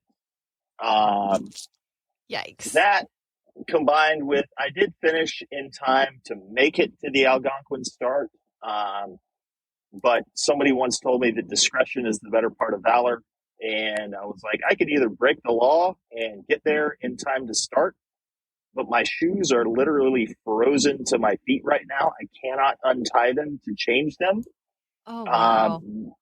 Nor my water bottles have been frozen for about the last 10 miles. I haven't had anything to drink. I could break the law and get there, but I would have to start exactly like I am now, which is dehydrated, undernutritioned, and not ready to run. I'm going to call it a day, and I'm going to go turn my bib in and unfortunately take the L on this one. That's a smart decision. That would have been bad news. Bad news bears. Everybody, let's welcome back Neil Murphy to the On the Runs podcast. Our next guest on the pod was a listener favorite back in 2022, a Florida man with the perfect gut to hold a slice of pizza and hair that would rival Thor. He's a legend in the Spartan community who can carry boats and stays hard the entire time. He likes to embrace the poop fumes from a porta potty to warm his thin Florida blood. The creator of Blogurt that will clear out your digestive system, and he's back to clear out Erika's sinuses for our final episode of the year. Neil Murphy, welcome back to the On the Runs podcast. What's up, buddy? Oh man, I'm happy. I'm ready. I'm happy for this. What we got going on here. This is good. This is good. I'm feeling it. I'm feeling it in my gut. Just kind of brewing up, like how when you're at mile 30 and you feel You know, like you got to yeet a mud shut out of your cocoa can, but you got to yo-yo it a little bit more so you can make it to the next spot. We're feeling it. We're feeling it. Already. This took I'm 30 jacked. seconds to get me freaking crying. How Neil, many I missed Zimas you right now? so much. I missed you so much. Missed you guys. Missed all the people listening as well. Because I hear that Killington episode was a blast. Yeah. Apparently, a lot of people listened to it. So It was our most downloaded episode of the year in 2022, our first year. So you own that title of On the Run's first year most downloaded episode. I'm honored. And so for those listening, they sent a care package with like on the On the Runs logo with the toilet paper and everything. Like all these little magnetic stickers and everything. Freaking love it. I put it on my drop bin all the time. I spread the word out there. Yes. Just like, yeah. You're going to get another care package soon. It's Christmas time. It's coming. Yes. Yes. So I know it's a big I'm listener excited. favorite, but I have to say it is probably my favorite episode too. I go back and listen if I'm having a hard day and I just need a good laugh because it never fails to just crack me up. So bring it, Neil. What you got I live this to time? serve in that respect. A lot of people are just like, things are weird right now, but I'm not that guy. And so it's an honor. What can I say? I accept this. Well, I made you a promise last time you were on at the very end of the episode. Do you remember what that promise was? Oh, God. No. I refresh my memory. Refresh everyone's memory. What's the promise? I promised you that the next time we have you on, we'll be a video podcast. And here we are, a video podcast. And I want you to bring it because I want to make all these reels and shorts and TikToks of the snot coming out of Erika's nose. And she's going to work on left nostril, right nostril, both hands. We talked about this the other day. We were discussing snot rockets, and I have a very specific way I do them. So I need to do it this way, but then I can't use the other hand. You do the so knuckle? I'll say. Yeah, because I don't want to I don't know. I need work. It's that. What did we say? It's my the weird thing that I do while running. That's not normal. A weird habit you have while running. I don't snot rocket the normal way. Need some work. No, you actually aim it and stuff. Me, I'm just like, well, let her rip, tater chip, and I just raise my head and I just and it just shoots out like that. And wherever it goes. And I just hope no one's behind me because then now, we gotta, you know how that goes. How are the Zimas flowing these days? They're flowing good, my friend. They're flowing good. The date of this recording, let's see, it is the 28th of November. Man, it's been a while. It's 2 days left to go for No Nut November. And I actually did it. I'm still in it. And it's crossed like you the can go episode. the extra 2 day distance. I'm I got rooting this. for you, man. I'm rooting for I you. got this, and I'm going to explain my strategy for how. Don't worry. But so the idea, some of you guys are thinking of No Nut November, and those who grew up in the 90s remember, oh yeah, that Seinfeld episode, right? Where they're all just saying, trying to see how long they can go without, manhandling the ham candle. So yeah, that's just kind of like how and so me and a bunch of our local runners have done the challenge just to see what the hell, what is it like? And you know how they say you can slow time? Spare no details. You know the drill. So you know how they say you could slow down time by doing planks? If people are complaining that, oh my God, it's the month has gone by so quick, it's already the holidays. If you want time to slow down to a fucking crawl, participate in this stupid challenge. I've never had this month of November last this long ever. Oh my God. And it's just, I feel for you, man. oh, dude, I mean, it's weird. So hold on a minute. Does this whole No Nut November thing include no sex with your wife? Yes. Repeat it. What is the name? No nutting at all. What is the name of the holiday? No Nut November. So maybe as It long is as a you just don't finish, she's. Oh, that would be worse. It is, that'd be torture. It is a cessation of it. And it's been a journey, guys. It's been a journey. Is this your first time? Everyone. No, I did it before, but it kind of felt like cheating just because like I had a really bad stomach bug, and that's a good tangent for where we're going. So this story's going to make sense to you guys, I swear. Had a really bad stomach bug.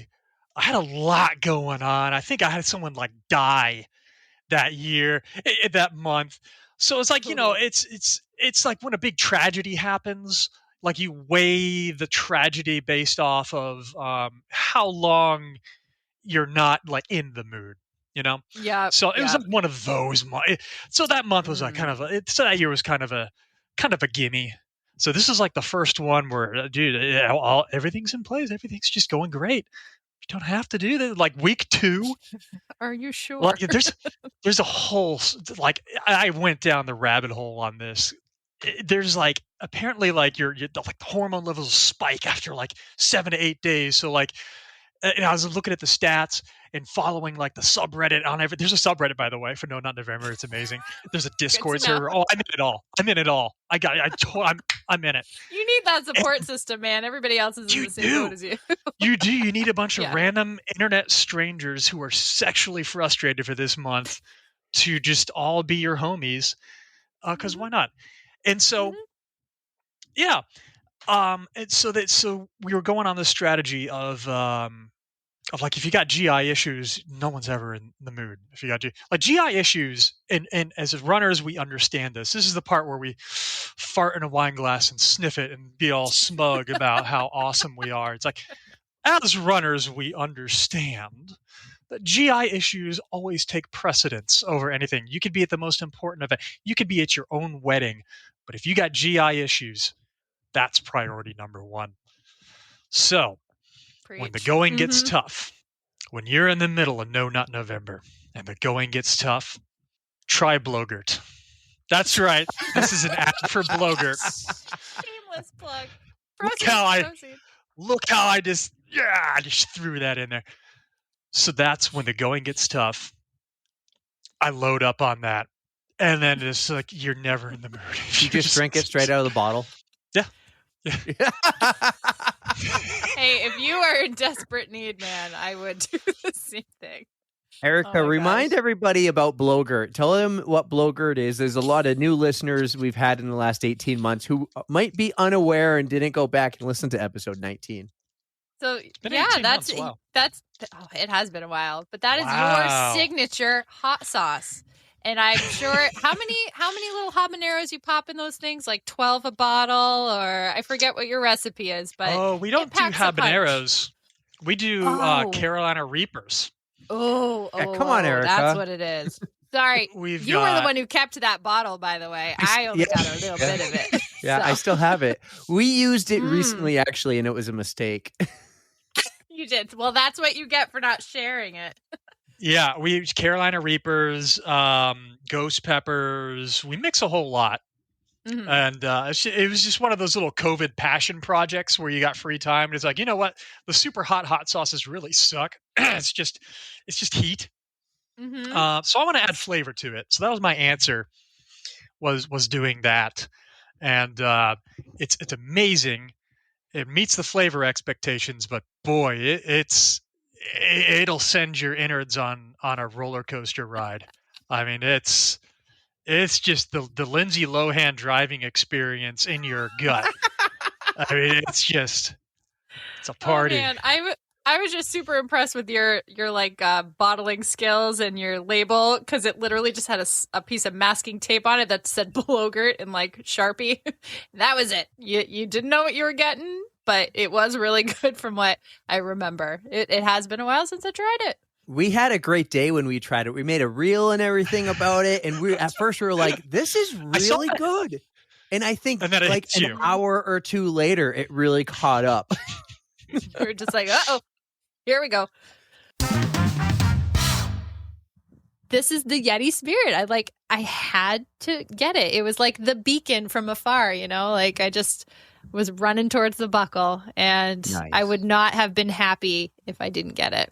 I would have been Nice. very disappointed. Love that. So happy for you there. All right, cool. Yeah. As I never wear butt buckles, so I'm like, I just called it a butt buckle. This is fantastic. It's late. Yeah. Scott Black wants to know. Mhm. He says, "Tell us what it is like going downstairs." So what was it like just going up and downstairs and walking around for the next couple of days? Can I tell you this? Out of all of my post-race injuries, my muscles were negligible. I didn't hurt 2 days later. My muscles were fine, with the exception of my shoulders because of that backpack I was carrying. But I did so much walking during this race. Do not get me wrong. I walked a majority of it, probably a good 55 miles, I would say. I walked, which is huge, but that's like a speed walk, power hike, whatever. But my muscles felt fine. I think I did the right amount of training. I don't think I could have done that any better. It was just the feet that sucked and my knee, which because of where it is, it just really hurts to bend it. So that's probably the worst part. Okay. All right. Yeah. We're down to our last question, the one I said, don't let me forget. To save. Okay. Okay. Our last question comes from @eham I wonder who that is. Writes in all capital letters. Will I do another 100-mile race? Erica, give us the answer. Drum roll, please. Hold on. That is the question. As of right now, I don't have one planned, but I could tell you I will probably try it again. As the crazy same as race it is. or a 100-miler? Honestly, I would love to do this race again. It was so pretty. Everything about it was just nice. The volunteers were fantastic. The scenery was beautiful. The only thing that's kind of sucked was the aid stations were 7 miles away. And that may not seem like a lot, but in the middle of the night, you're 7 miles? Ugh. So I wish there were a couple more sprinkled in there. But honestly, it was a fantastic race. It was put on by wonderful people. Jason Green is a fantastic race director. He wants everybody to succeed. He's trying to make it easy for you, as easy as it can be. And I love that he gives you a hug at the finish line. God, it was one of the best hugs ever. It was fantastic. But if I could do this one again, I absolutely would. I might do, maybe I'll stick to the 24-hour, 30-hour loop races, because those are nicer just because you don't have to carry anything at all if you don't want to. You have a base camp. It's a little more comfortable, if you will. So maybe I'll do, I have hamster wheel and I didn't drop out of that, so that's got to be something good. But who knows if I'll get one there. Well, you're amazing. Wow, so Loony. freaking cool. That is a lot harder than an Ironman, I'll tell you. It was so hard, but feels good. It feels good. I'm so damn proud of you. I really am. Thank So amazing job. Congratulations. Thank you for taking 90 minutes here to give us a well-detailed, description of your race and your event. I'm sure I missed so much stuff too, but it's how do you really describe it all? I mean, it was an incredible experience. I'm so happy I did it. I'm so happy I finished it.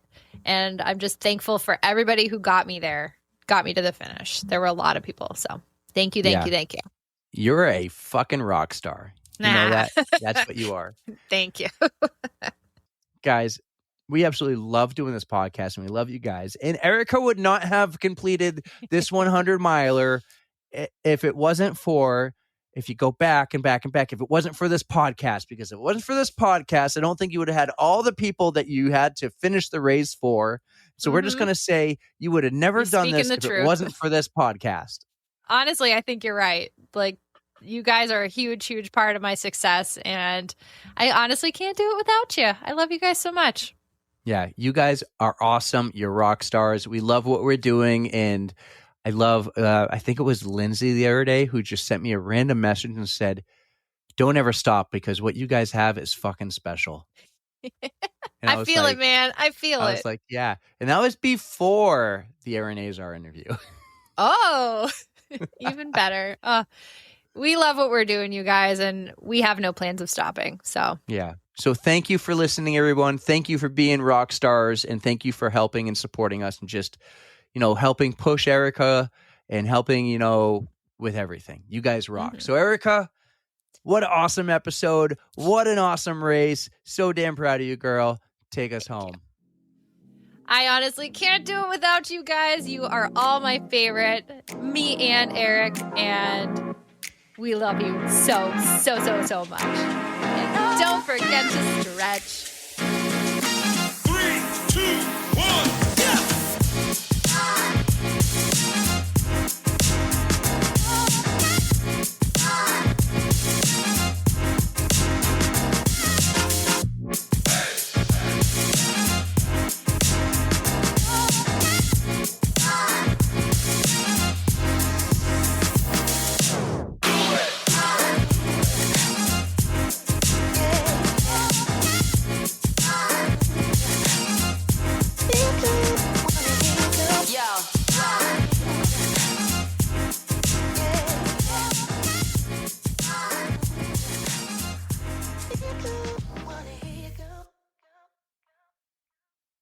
Okay.